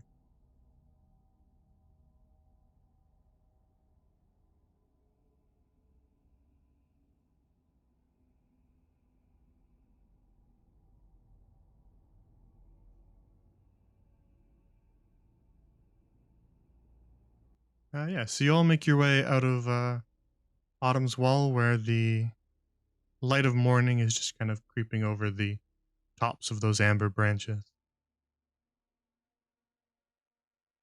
And you're back out into the forest. So I presume you're heading back to Avonlea, correct? Yeah, before we Yep. do go there, I'm gonna. Do you guys mind if we take care of the shield situation really quick? I'd rather not walk around with this thing the way it is. Yeah, and he said something about rust, right? So Yeah, it's gross. It's Yeah. like the same energy. It's yeah, like I'd get rid evil. of that. Sure. I'm just helping her walk or whatever. I'm gonna just take her over here and look through the forest a little bit together. So not Yeah, messing with that sort of She stuff. can kind of hobble along slowly today. Her legs don't give out anymore, but she is pretty weak, so she can only do it for like kind of 5 minutes at a time before she needs a break. Sorry, so I'll just let her down here and just walk around look around a little. Try to just make sure she doesn't look over that way.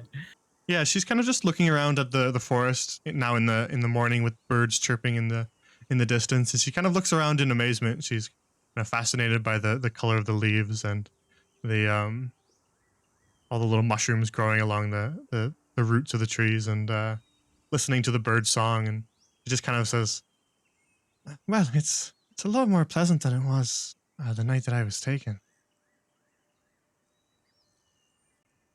Yeah, I love the forest. They're very peaceful. It's really quite Hearing beautiful. hearing the animals, hearing the birds. So over in this other group, I think who had the shield? Gail? Yeah. Yeah, that's probably yeah. Yeah. So I'm you on- take the I'll hold it. cloth wrapped shield out and unwrap it to expose that kind of. You get that same little shiver down your spine when you first see the rust. Gail. Blech.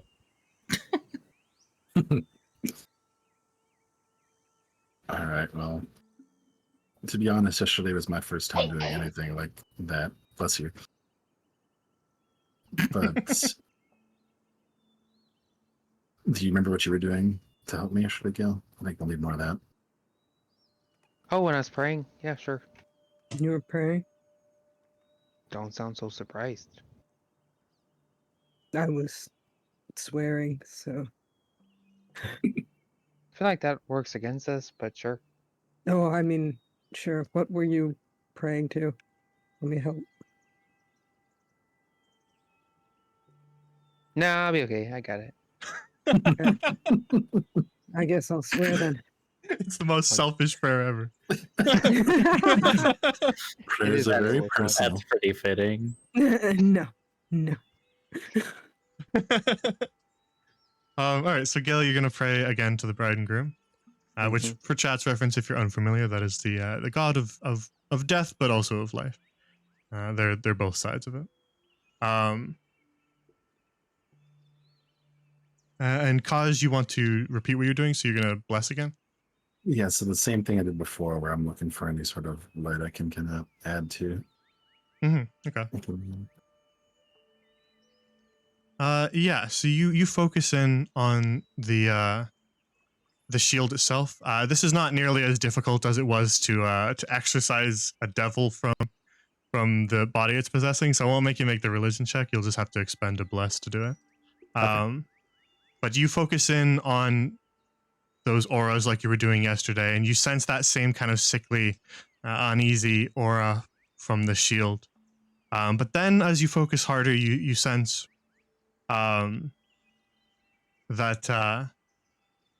there is something else there, something beneath the surface of all that rusted metal. And as you focus in on it, it actually feels really familiar. It's wood, it's nature, it's natural magic. Mm. And it's almost easy, it's incredibly easy for you to focus in on this because it is so familiar to you. And so if you expend your bless on it, then you can proceed. Yes, I will. All right. Yeah, you focus in on that natural magic and you channel holy magic into it to combine the two. And so you bless the shield, and as Gail and Teddy, you guys watch this, the rusted metal of the shield begins to like crack and then flake away. And as it flakes away, it just sort of dissolves into dust in the air. And slowly that metal begins to peel away into this beautiful wooden shield, carved very elegantly and very purposefully into this kind of circular shape. Oh, this thing is gorgeous. Wow. Oh, As the metal entirely peels away, Kaj, the very sort of top half of the circle is covered in this like kind of growing vine, almost giving the illusion that there's sort of like this this canopy of leaves across the top of the shield itself. Yeah, I don't think this is actually something for me. It felt very comfortable to me, even though I'm just calling out to it right now. Yeah, that makes Do you mind sense. if I? What do you mean? You're the forest guy. All right, I'm gonna pick it up. Yeah, while you're sort of like almost focusing in on this shield still, Kaj, and you get that strong sense of the natural magic, I'll let you make a nature check right now to try to determine something about it. I usually do those later, but you can do it right now since you're already kind of in tune with it. Sweet. Whew, a 23 in the nature check. All right. Yeah, you get a really strong sense of this shield. Kaj, this is Arbor Guard. What? It's a wooden shield that is channeling druidic magic through it. Ooh, Sheesh. And you've completely purged the essence that was corrupting it into something unholy, and you've sort of restored it to its old strength. What is it? It Wow. looks very you. It's I know it's called Arbor Guard, right? I can- Yeah, That's you what- that's just what it get is. the sense that that is the correct name for it. That, Okay. that it's always been called that. This one's Arbor Guard.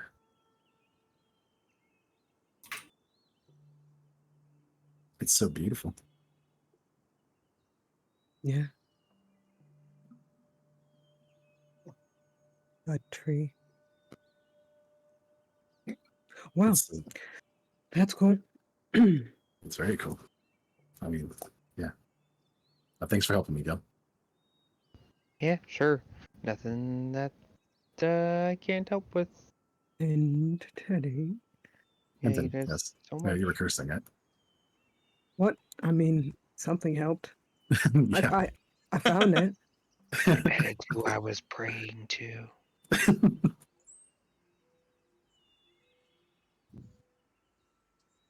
Did you guys figure it out? It's a I'm tree. gonna hold up the shield kind of like proudly. Ooh, It's so nice, right? very, yeah. Called like tree spirit or something. Tree spirit? It's called Arbor Guard. Arbogard. Fancy. I don't know what that means, but fancy. Wait, You isn't know that how like the with arbor? ships? Isn't it what? Isn't that with like ships though? No, that's You mean aboard. harbor? Ah, Harbor yeah, guard? yeah, yeah. Oh, I meant harbor. Oh, he's thinking harbor. Okay. they're two different things. Yep. Well, if they weren't, they would be the same word. So Well, that was my confusion. Huh? Hell yeah. Does it feel powerful? Fancy? It feels very comfortable. Damn. I had to spend time for that. Alright, fine. cool. Yeah, getting used to weaponry is pretty hard. So if it starts like that, then that's meant to be, you know? I'm Mhm. sorry. Getting used to weaponry is hard. Yeah. Teddy just twirls his dagger. Well, Interesting. not everybody's like you, Mr. Show Off. He tries to twirl his sword with like like you would like when you have like a fucking broom or something and you do it in real life and it's like back and forth and not as graceful at all. All right, well. You actually Anyway. hear Lucille kind of giggle and she just says, "I'm not good with any weapon at all, so I imagine you probably get used to weapons much quicker even than I do, Tiber." Maybe, but I also have to use them. I don't imagine you do too much fighting. No, I've never What really do done you any like to do? fighting. I could train you given time. I can train anybody. I could even train him. Or that little mice Mice boy. Mouse. Mouse. Mouse. Mouse kid. Mouse. Anyway. Yeah, you see, as you're talking about like training, and then you see Lucille kind of like think for a moment, and then she says, "Do you remember that time back in Gloryville, Finlay, when you were training in the park? You were talking about being some sort of big hero." And you just kind of see him go bright red. No, but no, I don't remember. I don't remember that particularly, Lucille. No, don't you remember you had a wooden sword and you were twirling it around? And she seems to be enjoying how much she's embarrassing him. Hey, I mean, It this worked guy out. took down an entire banshee, so You did that, Finn. He just kind of like grumbles and, well, it was not really entirely me. I mostly just finished it off at the end. It was mostly Teddy here. there were we were 3 men down. Anyway, we going? Just me. Something house, weird, haunted. It was kind of a weird time. Yes, I didn't mean to distract us. We can continue. But I will need some help up. Sure, yeah. Yeah, you help her to her feet. Oh yeah, I still have her thing. Yeah, you should be able to. I've copied the token that you can move, so. Sure. Alright, so we'll grab the whole group just to make sure. And yeah, you guys make your way back through St. Autumn's Woods. And after a decent amount of walking, at around midday, you get back to Avonlea. You see the farm fields stretch off into the distance. You see the little houses and huts all kind of huddled together at that central little square. And you arrive back at Avonlea. So, give me a moment.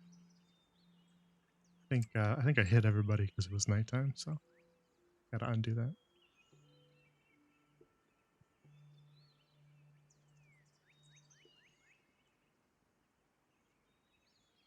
And then we'll just paste the whole group right in here.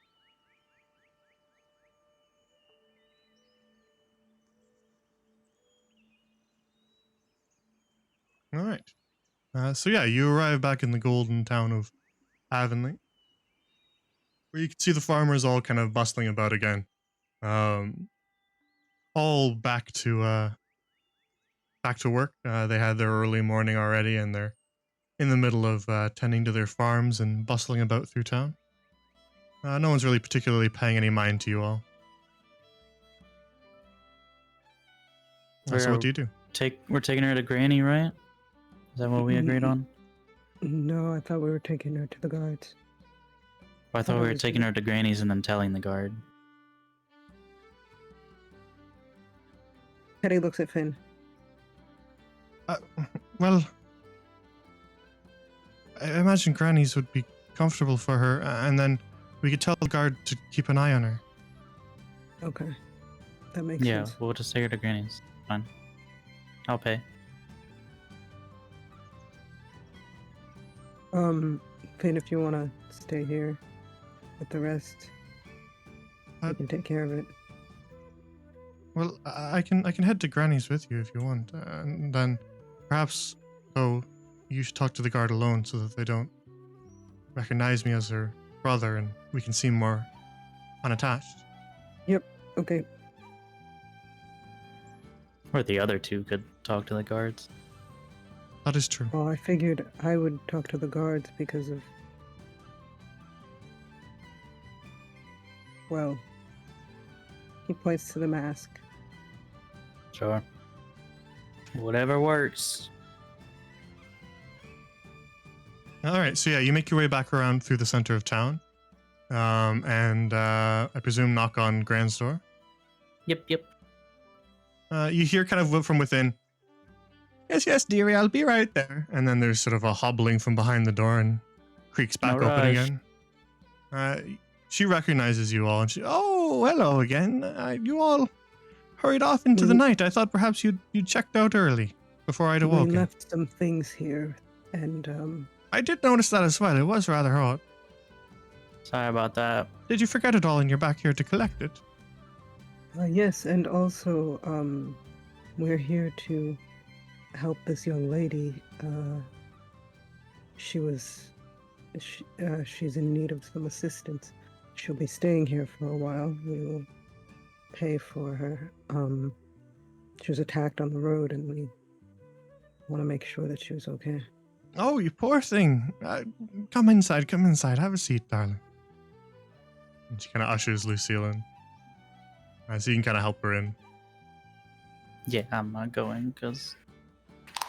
Oh. Yeah. I hope that wasn't her as you. No, that was my. Her That bones was me deciding to snapping. crack my knuckles, but yeah, it didn't bode well for the Yeah, it does like a Mortal Kombat X-ray thing. As she stubs her toe and her entire foot breaks. It just reminded me of what that Arrested Development when he buys the dove and then opens the door and there's just a crunch. Essentially. It was so much more aggressive that it threw off like everything I was about to say. Well, I asked if you guys were going along inside. yeah, going in, yeah. Yeah, you make your way back into Grands. I don't need to bring you back into that map if you don't need it, but Okay. you make your way back into Grands, and your things are still where you left them. She's not really touched them much, and so you help Lucille down onto one of the beds inside. How much would it be for her to stay here? A couple weeks, maybe. Grant kind of like thinks about it for a minute, and then she kind of actually looks down at Lucille, and you see her notice the scars that Lucille has. And then she just kind of, oh, don't worry about it, dearie. She can stay here with me. I get lonely after all. It's incredibly kind, but I'm going to give you money regardless. You really needn't worry about it, lad.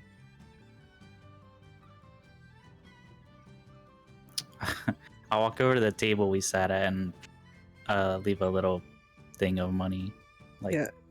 30 gold. And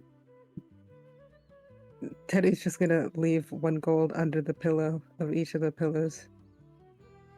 Fair Just enough. sneak them in. pretty sure it was like a gold per person normally, right? At Yeah, places? something like that. Typically, that's So, that's yeah. the going rate for most inns. He leaves enough for like a month, pretty much. Fair enough. Yeah, you would have to kind of like you kind of hide a little bit out of Grand's sight so that she doesn't notice. Yeah. So Put it that in she a only cup or notices it kind of something. after you've had it out. Yeah, you put it under Yeah. you upturn a bowl and put it under it. But yeah, she helps Lucille settle in. She kind of brings out some blankets for her and stuff like that, and gets her a new pillow and everything. She kind of fusses over a little bit. Well, believe that's all for us, Teddy, right? Yes, we just have to grab our crate of goods. Yeah, you guys did buy supplies while you were here. Be on our way. I'll grab it and Thank you, Granny. yeah, Oh, thank you. Of course. Always happy to help out the young folk. I'll give a wave to Lucille and leave Finn in there. Walk out. Yeah, Finn kind of goes over to her and you kind of see him talking quietly to her for a little bit. And then he just kind of eventually stands and he looks reluctant to leave her, but he eventually joins you guys back at the door. All right then. Talk to the guard and then head on our way. Yes. Yep. Sarah's gonna change under his mask. Ah, Oh, you don't notice. why is he so He's got the hot? mask on. Did you grow ears? Change skin tone? He's got the mask and his cloak and stuff on. Jeez, you can't see. Okay. And he's gonna take the mask off now. Jeez. Yeah, you kind of see Finley kind of stare at you a little bit stunned from this. And then he just kind of lights up and goes, "That's pretty amazing." isn't Told it? you only have one left. Yeah, all Gotta that save from a potion. It's quite spectacular. Yeah, I dabble. Did you made the in potion yourself potions. then? Yeah, I'm not great, but there are different effects to some stuff. But I gather things. You may have seen me gathering things. I did see that, yes. Very resourceful. Well, you're quite talented. He just kind of grins and says, "Thank you." I'll leave you to it then. It's probably best they don't see me, just in case there's some sort of connection. Yep.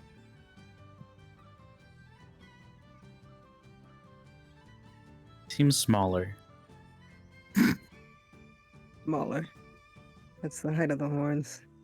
Something about stature or something. I'm You hunched thinner. over? I'm thinner. I'm the same height. Why would you choose to be smaller though? I'm the same height as you. Hmm. I'm just thinner, you thick-boned person. I don't see it. You bone person. A bone person? What does that mean? Thick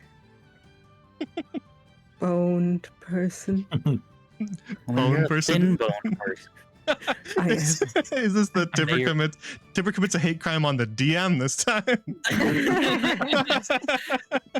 Your bones whistle when you move. A little bit, only sometimes. Where are the guards in this town?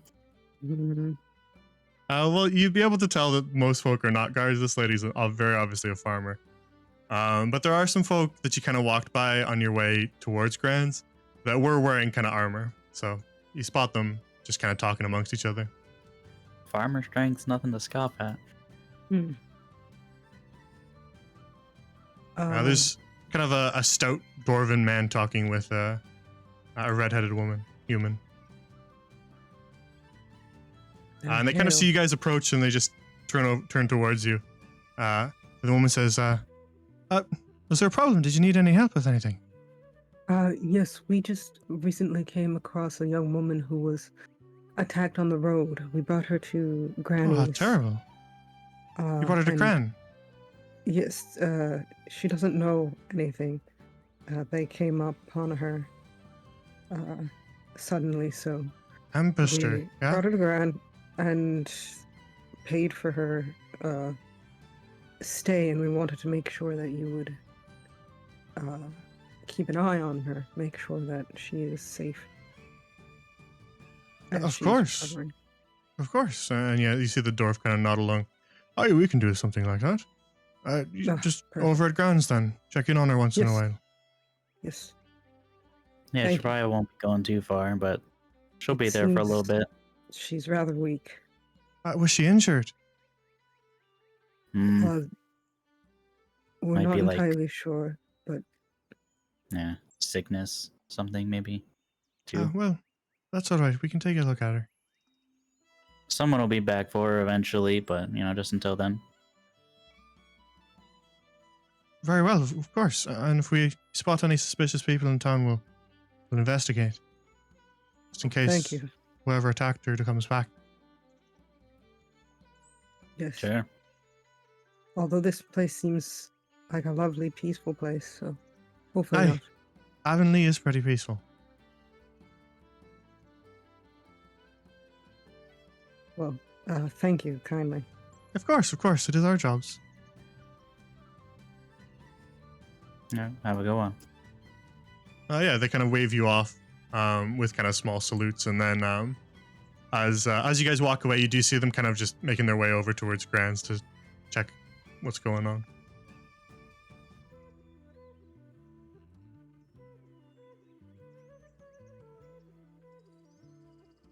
And so you rejoin the group with Finlane amongst you.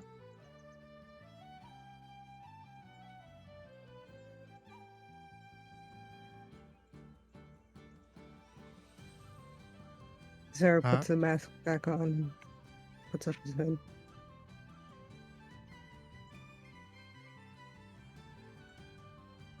Well, Probably hard to continue after all that, but I guess we keep going. At least we know she's safe, right? So it should be easier. Aye. I'm ready to continue when you all are. Perfect. Yeah, I'm good. Let's get it moving. Very well. Then you guys return to the road, headed due west towards Tradewater. So you're staying in this form, Zero? No, he's actually going back. All right, yeah, shift But, to whatever you want so I can copy you guys as that. Okay. Mm, Fucking shapeshifters. Oh no, I'm gonna go in this form actually.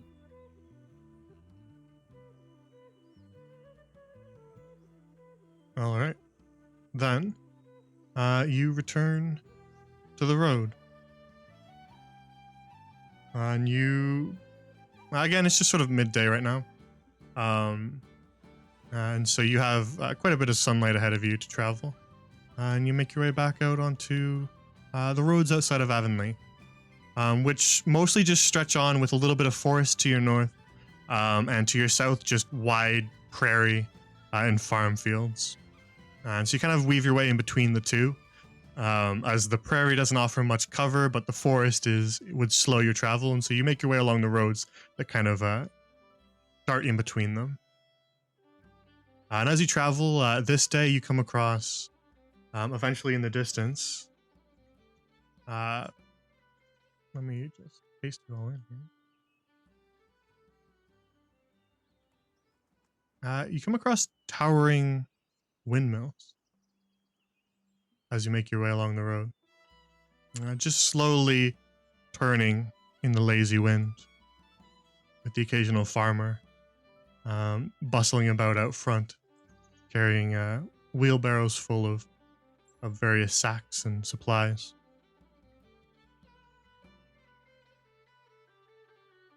Even the cows seem to be just sort of lazily grazing nearby.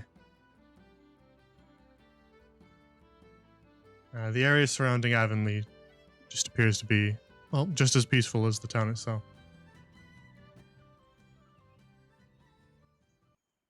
Joe, is that a cow? It's a moon. Yeah, indeed. As you walk along the road, you can see some large cows off to your right, as well as some more grazing off down to the left. A rather large bull amongst them as well. Kill. Hmm? Go ride one.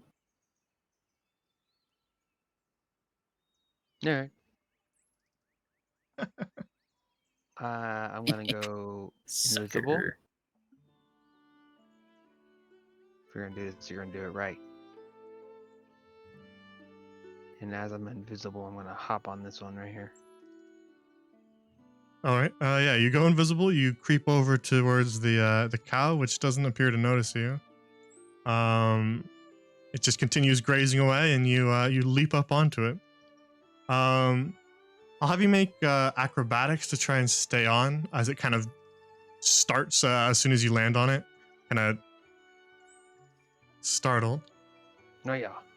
Yeah, you kind of wrap your arms around kind of the neck part so that you can hold on. With a 12, you kind of are thrown a little bit to the side, so your legs are hanging off, but your arms are still grabbing on. And the cow kind of begins to walk across the road, just kind of mooing loudly. The best part is he can't even see what I'm doing. Yeah, to everybody else, the cow just kind of started walking across the road all of a sudden. It's just kind of mooing at something that's not even there. It's just sort of... It's not like full tilt sprinting. It's just kind of like trotting relatively quickly. You see the farmer kind of like notice, and he kind of walks over towards it. It's a friendly cow.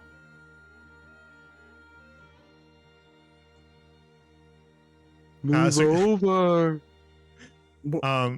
So Gale, the farmer's reached you now, and he's trying to like slow the cow's pace because it's just sort of like trotting around, not really sure what's going on. The farmer himself is not really sure what's going on. He's just trying to like, he's walking up to the side of the cow and just sort of trying to slow it down and calm it. Whoa there, girl. Are you all right? Did an insect bite you or something like that? Watch your tongue. You just see him like stop. You will address me as Mrs. Nesbit. Did I think maybe I drank too much last night. Stop drinking on the job. Surely I'm imagining. Hey, did that cow just talk? You see him? So Tibber, before you say that, he had his eyes like scrunched up tight, and he was just like muttering to himself, "I think I'm dreaming. I think I'm dreaming. I think I'm dreaming." And then you say, "Did that cow just talk?" And he opens his eyes and like whirls towards you. I'm not dreaming, am I? Not unless it's together. A talking cow. He kind of glances back towards the cow. Bessie, well, you said Mrs. Nesbit. You could talk the whole time. How long have you been able to talk for? Long enough? I don't know what that means. But why have you suddenly become so talkative now? What's changed? I want more grain. That is all. Bye-bye. I get off and smack her in the butt.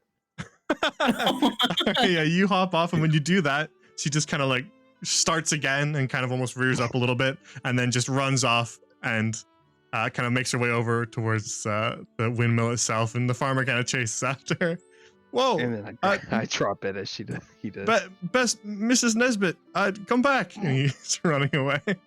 And Gale, you drop invisibility and reappear amongst the others. Oh, sorry, I forgot that it doesn't seem to like to undo that anymore, so I'll just bring you back like this. Yeah. Oh yeah. We need to have a talk about the way you guys treat animals. You're killing birds, you're scaring cows. What's going on with you guys? Hey, What do you mean? I just got that cow more grain. You slapped it. You can prove that. Yeah, to be fair, you wouldn't know that, guys. Yeah. The smack? What about the smack sound? Perception check? Yeah, It would be a- perception on invisibility. It would be a pretty hard perception check because it'd be relatively quiet.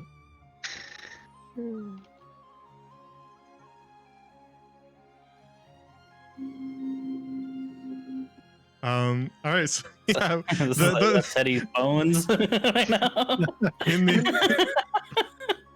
in the distance, you just kind of see the farmer chasing after the cow. Just come back, Mrs. Nesbit. I'll give you more grain. You've done some irreversible stuff here, Go. That was fun. What if you just started a cow religion or something? Yeah, it's getting added to the pantheon on the world animal, Mrs. Nesbit. Amazing. I sure hope so. That was pretty fun. That was hilarious. Cult of Nesbit.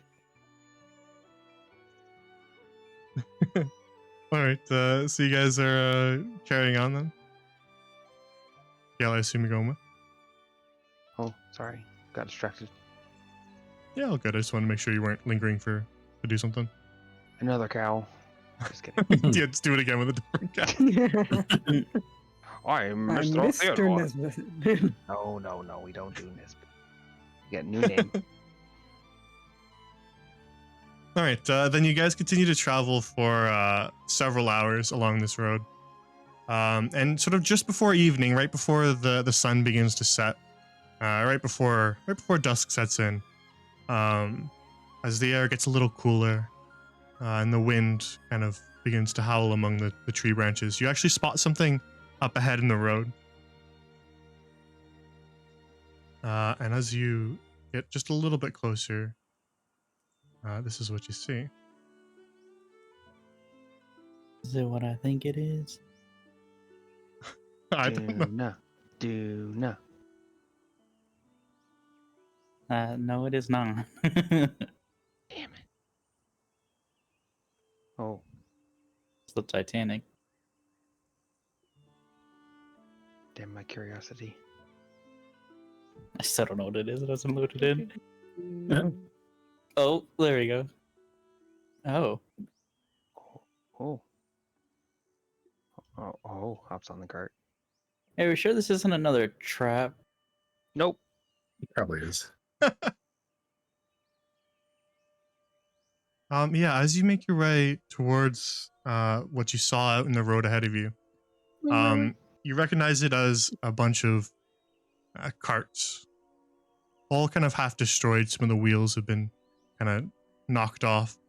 You can see splintered wood scattered across the dirt in the road. Gale, as you make your way over toward it, and you climb up on top, you can see arrows sprouting out of the wood, as well as blood staining the cart itself. Is it fresh blood? Dry blood? It looks caked on. You can tell that much without a check. It's definitely not wet. Oh.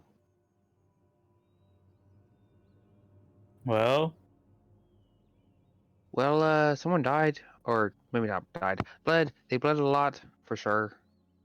When? If I could, I don't know, ask the ones who got shot. Does it look fresh? It Never looks mind, like I'll blood. check. Teddy's gonna check.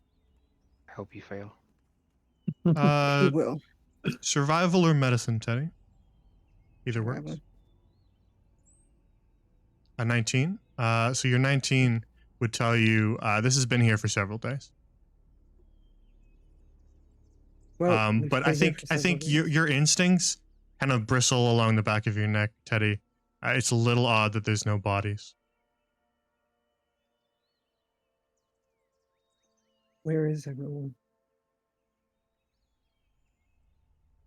Can you check and see if there are like tracks or animal signs? Yeah, sure. I'll just use your same survival with the 19 Okay. because it's so close together, and it would be survival as well. Yeah, so you spend some time kind of circling the carts. You can see a bunch of footsteps around, but like they're different boot sizes. They're different boot prints themselves. Clearly a ton of people. Impossible to really discern anything special about any of them. Just a bunch of people kind of all walking around the carts. Some of the strides bigger, some of the strides smaller, some of the boot prints deeper, some of them more shallow. People were running here, people were walking here. You don't see any animal tracks or anything like that. Nothing out of the ordinary. It seems to just be a lot of muddy boot prints that have sort of dried. Okay. And do they lead in any direction or? Not in any particular direction, just sort of circling the wagon. Looks like signs of struggle and panic, for sure. Okay. Well, nothing we can do here. Is there any loot left? Yeah, you sift through the contents of some of those broken crates. Gale, as you're kind of doing that, you do notice that a lot of those crates have been like split open. And as you kind of search them, you don't find anything that would be like particularly useful. It's all just kind of like leftover, a couple like old burlap sacks and cloth, some old linens tucked away, kind of tossed aside. They're not neatly folded. They look like they've been, like cast aside. There's no food here. There's no supplies, no weapons, no nothing. Just a bunch of broken arrows lodged in wood and kind of useless things thrown aside. Unfortunate.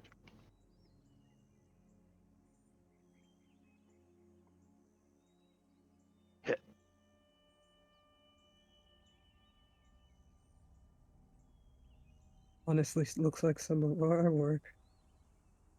Kaj, you were kind of walking next to Finlane. You can make an insight check for me. Okay. Yeah, you don't get too much out of his face, but he's kind of staring at the ground. He's almost like averting his eyes from the blood.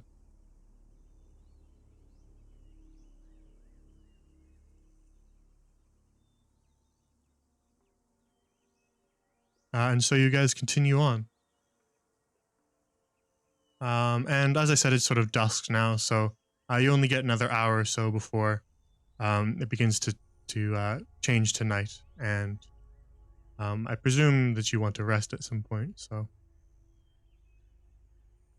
Yep. Sure. so you, I'm assuming same tactic. You just make your way off the road, Yep. find a place to camp. All right, then yeah, you camp for the night in a sort of little small cluster, a little grove off the main road, away from prying eyes. And I don't think you need to do so necessarily. I think maybe only really Kaj, but you can long rest as you make another camp.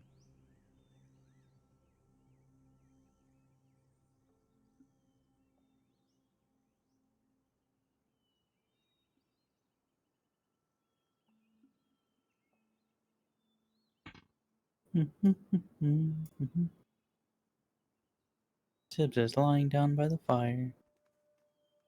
Not asleep, just on his side.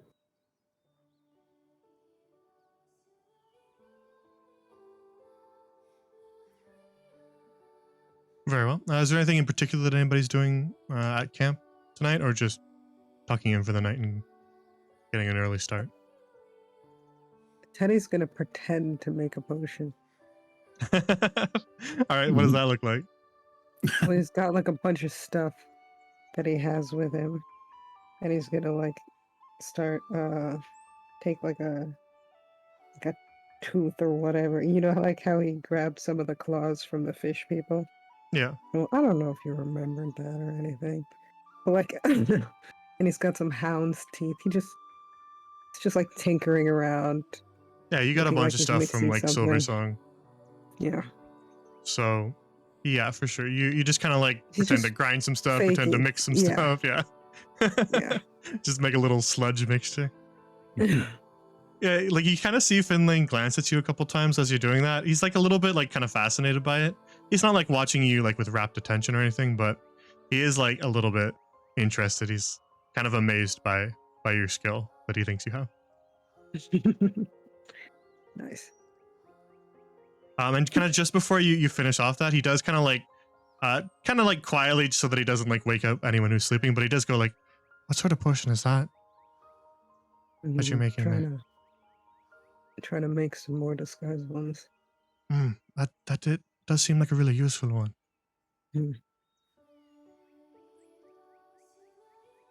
I figure the less people will know my face, the better. That does seem valuable for, this whole line of work. As he says that, he looks a little bit dejected. He doesn't look like he has any love for the line of work he describes. Well, mercenaries go where the money is, so Hey, does always seem to Sometimes come you're back on- to money, eh? sometimes you get to do good stuff. I like that part better. Well, hopefully I can get a chance to do that in the future. I'm afraid I've not done much of it so far. Who knows? I think a person's quality really comes through when they're tested. I suppose.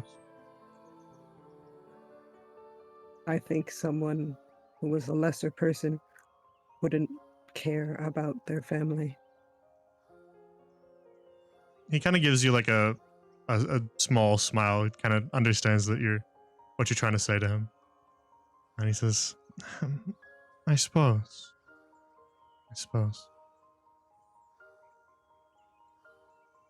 Not everyone gets to have their family, so it's precious. I am grateful to have her still. I don't know what I would do if I lost her. we never really knew our parent. And so she's really the only thing I have. I had a little brother, Really? but uh, but he died. I'm sorry to hear that.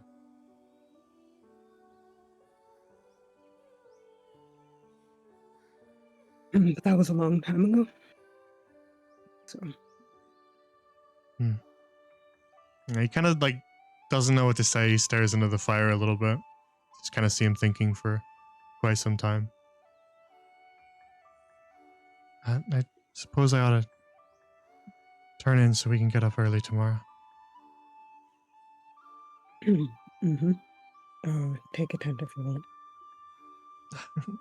want. Thanks. Thank you. And thank you for what you said too. It does mean a lot. And he You just sort of, turned your sister.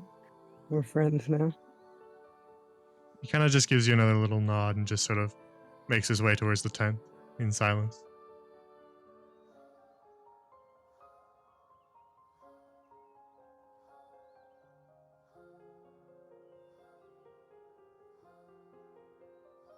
Gale and Kaj, you guys were talking about gods. Did you want to say any of that aloud? Yeah, so from here, I've done some volunteer work over there at the church, but it moved over to the other one, if I remember correctly.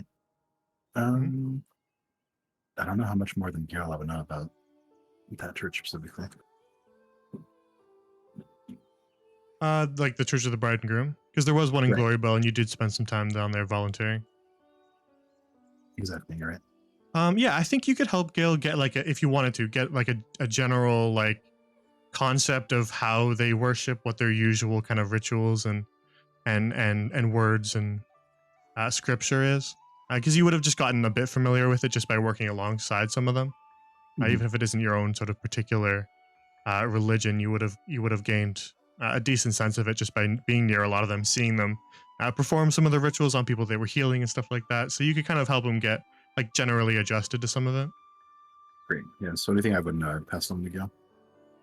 Yeah, you pass on sort of their general sense, the way that they look at death, the general sort of almost macabre sense that they have. They don't see bones and skeletons and skulls like that as sort of sinister or evil things. In fact, there's usually bones of saints at their churches that they say helps hollow the grounds. You pass along kind of little tidbits that you've learned about the Church of the Bride and Groom.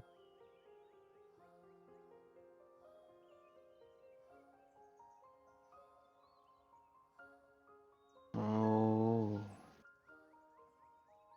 I still don't really get it, but thanks. There's a lot to learn. I think maybe spending some time there if we get a chance to get back would be good for you. Sure, if you think so. I don't really know.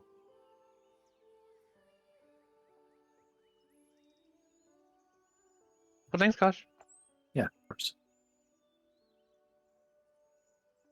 Yeah, so you all kind of drift off in your own way to sleep for the night, and make sure you long rest on your character sheet if you need it. I think Kaji used a spell, but that's about it.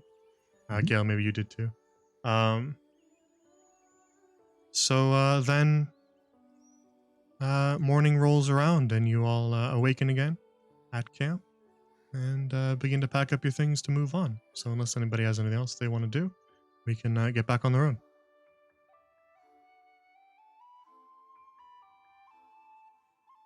The only thing I'll say was that pretty much since he's like laid down at camp, especially if you overheard Teddy's thing with Finley. I don't know if you guys are actually there when it happened, but hearing that and hearing Gale and Kaj, he was sort of just looking at the fire. But if anybody looked at him, you probably saw for the first time his equivalent of like lost in thought, I guess, Okay. until he eventually just drifted to sleep. Mm, That's it. very well. Yeah, so you guys all wake up in the morning, you gather up your things and pack it back up into your packs and into the crate that you guys have to carry along with you.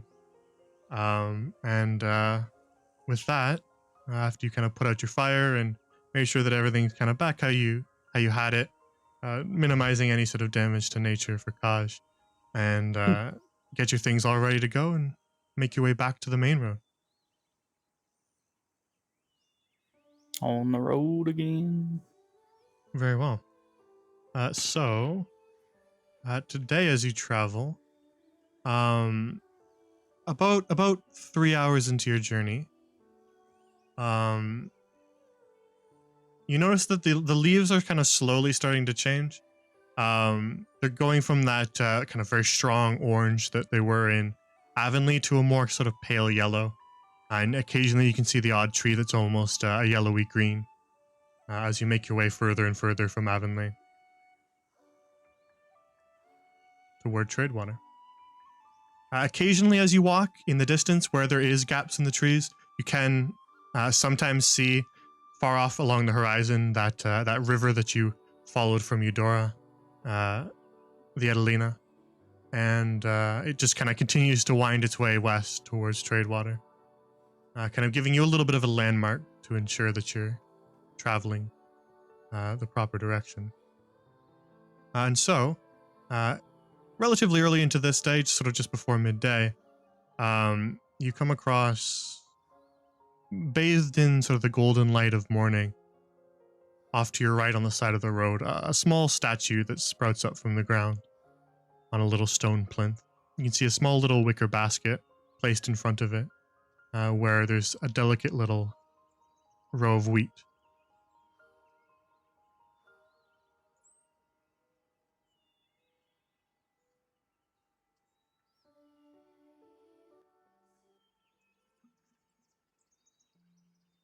Is it a statue of the lady? Yeah, I'd say you guys would be familiar enough to understand that this is a statue of Amelina. She stands tall, kind of a kind expression on her face. The statue made from some sort of almost golden bronze. And yeah, the long flowing hair, the sort of almost simple gown that she wears, humble. It's certainly Our Lady Amelina.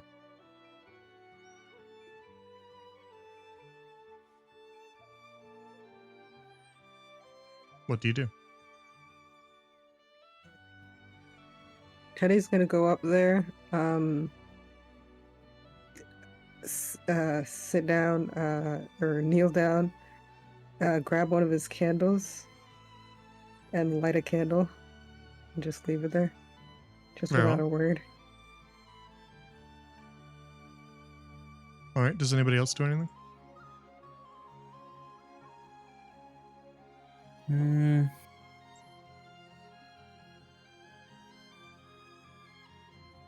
Sure, I'll do the Tips only thing I doesn't. know how to do.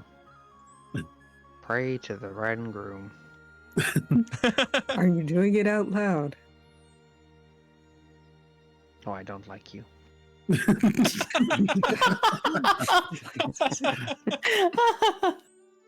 It's very personal. Okay.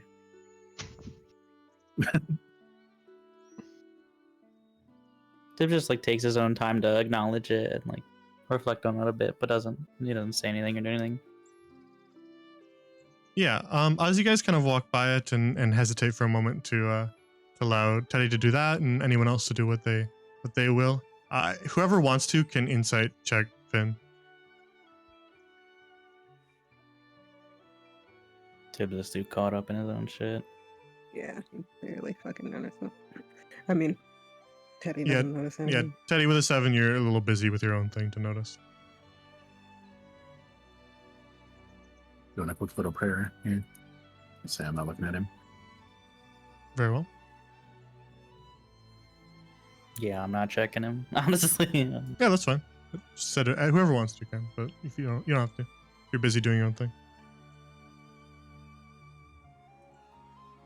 Is this the first technical like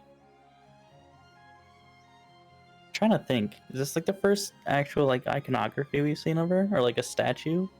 No, we saw some in Glorybell, right? Like I know we've heard of it, and people have said things, but have we actually seen like stuff for her anyway?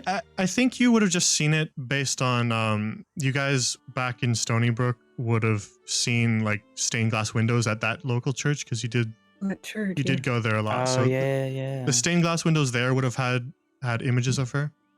So you would definitely know what she looks like, or the sort of the commonly accepted way to depict her. You said that was at Stony Brook that we would have seen that at that Yeah, church? back in like in your hometown, right near the orphanage, there was a church there, right, with the dog that you guys all had no, different I names for and remember. stuff. I guess Tibbs would have just gotten a little homesick then, probably.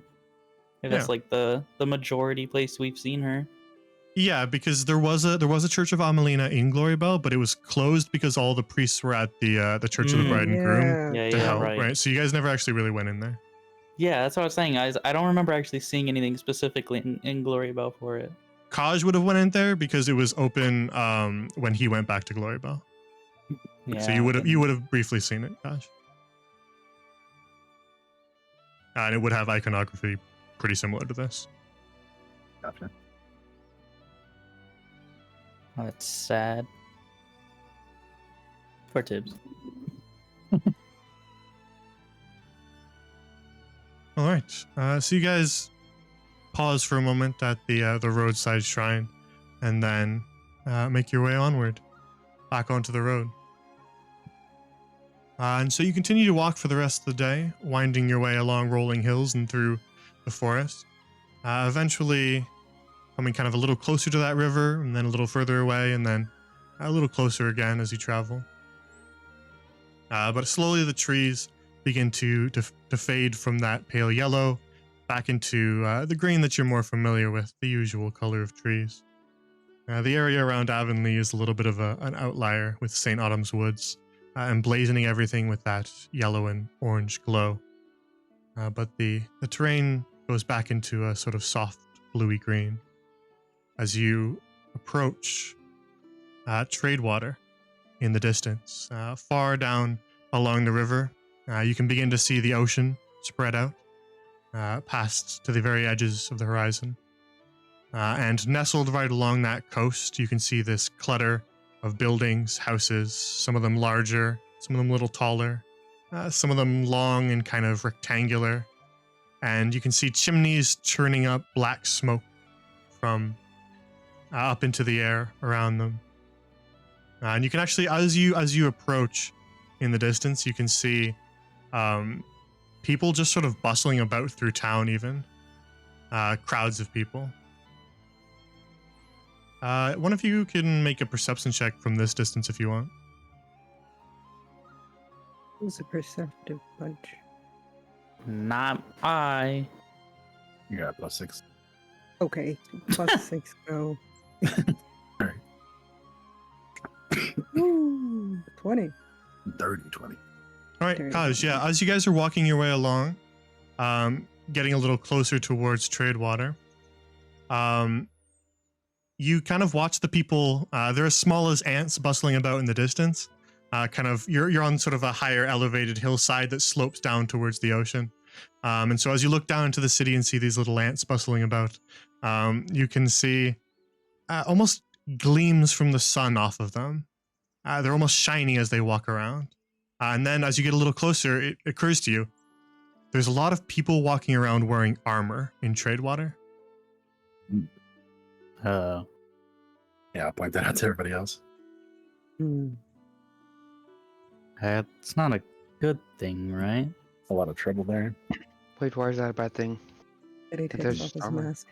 Aren't they just all prepared? You Yeah, seem to looks like forget it. we are smuggling a criminal. Not a criminal. We're liberating. Well, I mean, in the eyes of the law. That's true.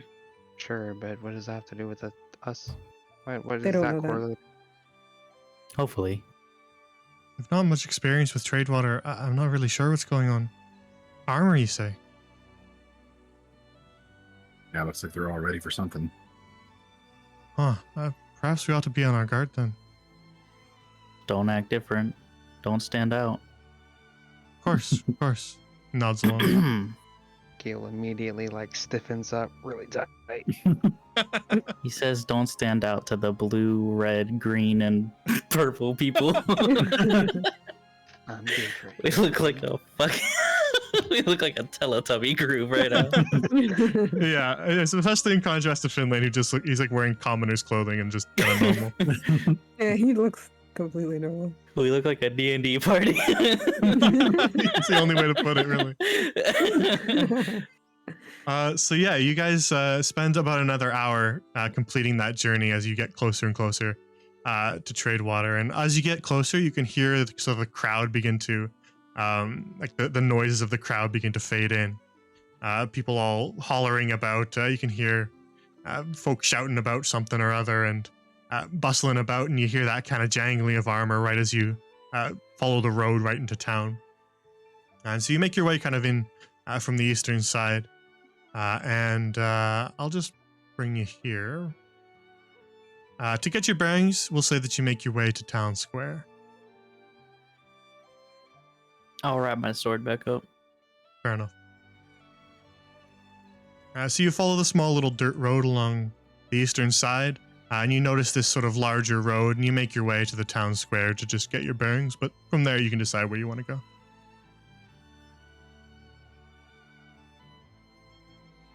Well, So let me bring you to Town Square. we don't know anything about this place, do we? Besides Not Finn? particularly, no. Shit. Does Finn himself doesn't have much experience here. He just knows he needs to go there. Right. potentially has ever been there when he was doing his little bard travel? He tried to make a circle. It would be only briefly. Okay. So you guys get your bearings in Town Square. There's a well at the center of a sort of dirt square here, with many buildings around. And as you're kind of walking through the square, you confirm what Kaj was talking about from all that distance away. There are a lot of people wearing armor bustling about. In the town square, sort of past the well, you can see a blacksmith with a fiery forge on the outside, hammering away at an anvil. You can see sort of dripping with sweat and just hard at work. You can see a bunch of people kind of milling about the forge. They're sort of inspecting weaponry that he's laying out. He seems to have a huge selection of weapons, all kind of amassing up on tables and weapon racks nearby. But other than that, you just kind of see a bunch of people sort of milling about, talking.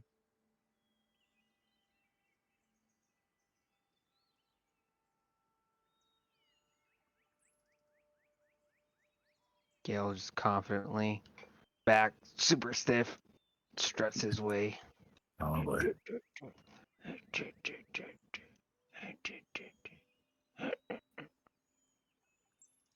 Yeah, you walk up beside this this young man here, who's just kind of focusing on the blacksmith, and he just kind of, as soon as he notices you walking up, Gale, he just kind of turns and goes, "Good day." And then he kind of sees that you're still standing next to him. Was there something you needed? Good day. Yeah, I had a question. All right, I suppose I have the time. What did you need to know? First time around these parts. New in town, huh? Yeah. Here for the army. What? Is that what this is? Is that what's going on? Oh, you're here to join the army? No. I'm just wondering what all that this was. Oh, well, what does bring you here then?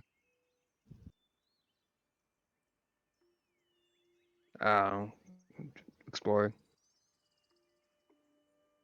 All right, I see. You kind of see him like kind of turn his head a little bit at that. He thinks it's weird, clearly. Gale like immediately drops his like bravado. He's trying to go. Well, don't gotta look at me like that. I'm just saying, like I just got curious. Never been over here before. Curious about what? I mean, from a small town and an orphanage. Never been anywhere but the orphanage. So like, I don't know. Just wanted to see what there was else. All right, well, I suppose that's your freedom to do so. Is there like a tavern? Well, there's an inn. He kind of hooks his thumb towards this building here. But it's being used for other purposes right now. I know they set up a sort of tavern by the docks as well. So again, sort of being used for other purposes right now. How long? How long's the armory here? Well, you mean how long have they been here, or how long are they going to be here? I don't know. I mean, this just looks strange to me. So I didn't know if this was like maybe like a monthly. Oh, we're gonna recruit kind of thing or something. Oh, Well, I know they are recruiting, so if you're interested, I'm sure they'd have you. But as for how long they're staying in town, it's really not something that I would be privy to. You'd have to ask the leader. I know he's over by the docks. all right. Well, thanks for your time. He gets stiff again, turns around.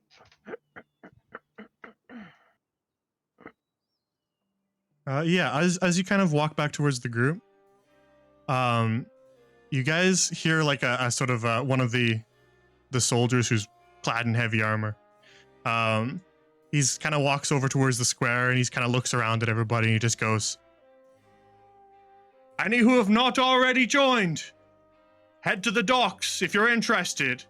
Join the Revolutionary Army today. Rise up against the tyranny of the king."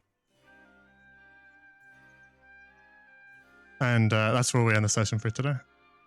Yes. Okay. I was like, army. Fuck, we might as well check off the D&D bingo card. Like, become revolutionists at this point. Like, come Kingsguard and then switch. Hear the people sing, sing the song of angry men. All right, so we'll leave it here and we'll come back tomorrow. Or not tomorrow, next week. Next Oh, we time. can come back tomorrow. We can come back tomorrow. Or maybe. Run it back. But it'll be an awful lot of prep work for me right now. What I'll have to do I tonight. believe in you. I believe in you, though. I can. All right, let's head back over to the tavern and hang out. So, right off the top of our heads, does anything interfere with next week? Same time, same day. Nope. All good. Should be good. We're good. I believe I'm good as well. So if we're all good, then we'll pencil it in as a yes for next week. 7 p.m. Eastern, as was today. And we'll continue from here. Alrighty.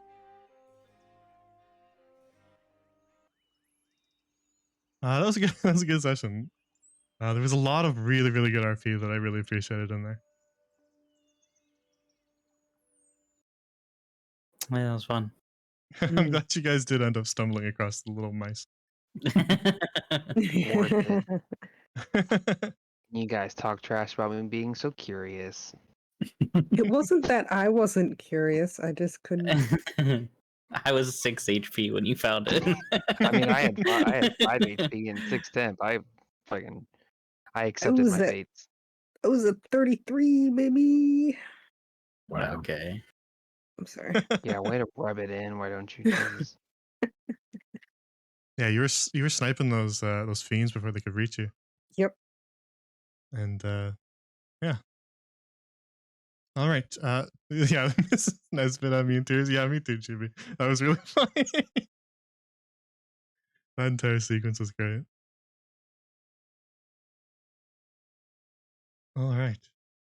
So, coming up this week for streams, we'll do a Wednesday probably again. We'll keep making our way through Disco Elysium. That's a lot of fun. So we'll keep going. And as for Friday, I'm going to attempt to get a one shot together, like a candle tree one shot.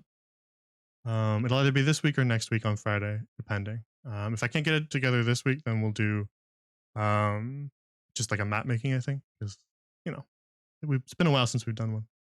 Pog. And if we can get it together, then we'll have a little candle tree one shot.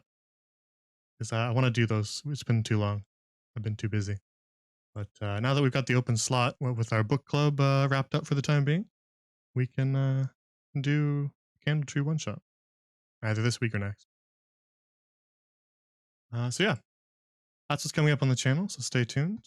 If you're new around here and you want to be up to date on when I'm streaming and all that, then you can follow me on Twitter. Follow me on Twitter at that link at GrandLorian. I usually tweet about the schedule when I'm changing things around. So if you want to be up to date, that's where you can do so.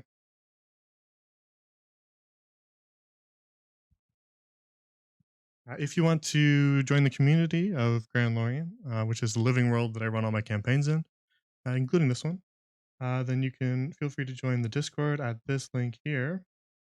That's just sort of it's basically just a D&D and tabletop gaming community for people who are interested in this world. And there's channels for all the campaigns. There's a meme channel. There's an art channel with a lot of really good art from all the different campaigns. So you can check that stuff out if it interests you. If you want to get caught up on anything in the past, if you want to go get caught up on this campaign, or if you want to go get caught up on maybe the first season of this campaign, because this is the second season. There was a whole previous arc called Silver Song that you may have missed. And so that's all on my YouTube channel on the archive. So if you want to get caught up, check out that link there. If you search my Twitch name into YouTube, it finds me as well. So if you don't use that link, you can still easily find me. You can go watch the old campaigns too, stuff that's already wrapped that's completely unrelated to this. All sorts of stuff is there, so go check it out. First season slaps severely. Definitely go watch. Yes, you're right, Chibi. It was really good. And then you'll understand all the context for what's going on right now. And last but not least, if you want to get extra context even beyond all that, you can check out the World Anvil. I made a reference to it in this very session, but the World Anvil is basically like a wiki for all of the kingdoms, continents, factions, and deities, and all that sort of stuff that exist within my sort of homebrew living world called GrandLorian. Of course, in which I run all my campaigns, and things kind of slowly shift and change as campaigns end, and people take actions to either protect the realm or potentially damage it sometimes. And so yeah, if you want to do some extracurricular reading and kind of get very well versed with all the little details that we slip into these campaigns, then check that out. Do some homework, optional homework. So yeah, that's the channel, and that's all I have for you tonight. So we can wrap up here. Thank you all for watching tonight. Thank you players for playing.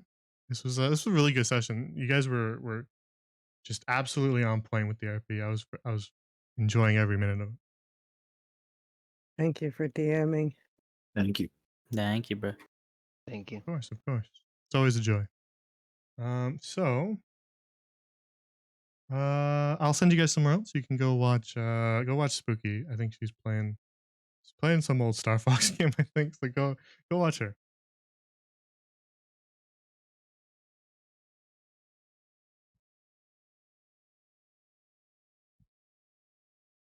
All right. Take care, everybody. Gonna go cry about the borrowers. Yeah, the little mice. Yeah. Fair enough. Yeah, so take care, everybody. Go watch Spooky. Go say hello. Go be nice. And I'll see you guys either on Wednesday if you're here for the next stream, or I'll see you guys next week if you're just a huge Three Crowns fan. Yeah. And take care, everybody. Thank you all for being here. Have a good night, everybody. Thank you for watching. Bye, Chad. Bye bye. Bye. Bye.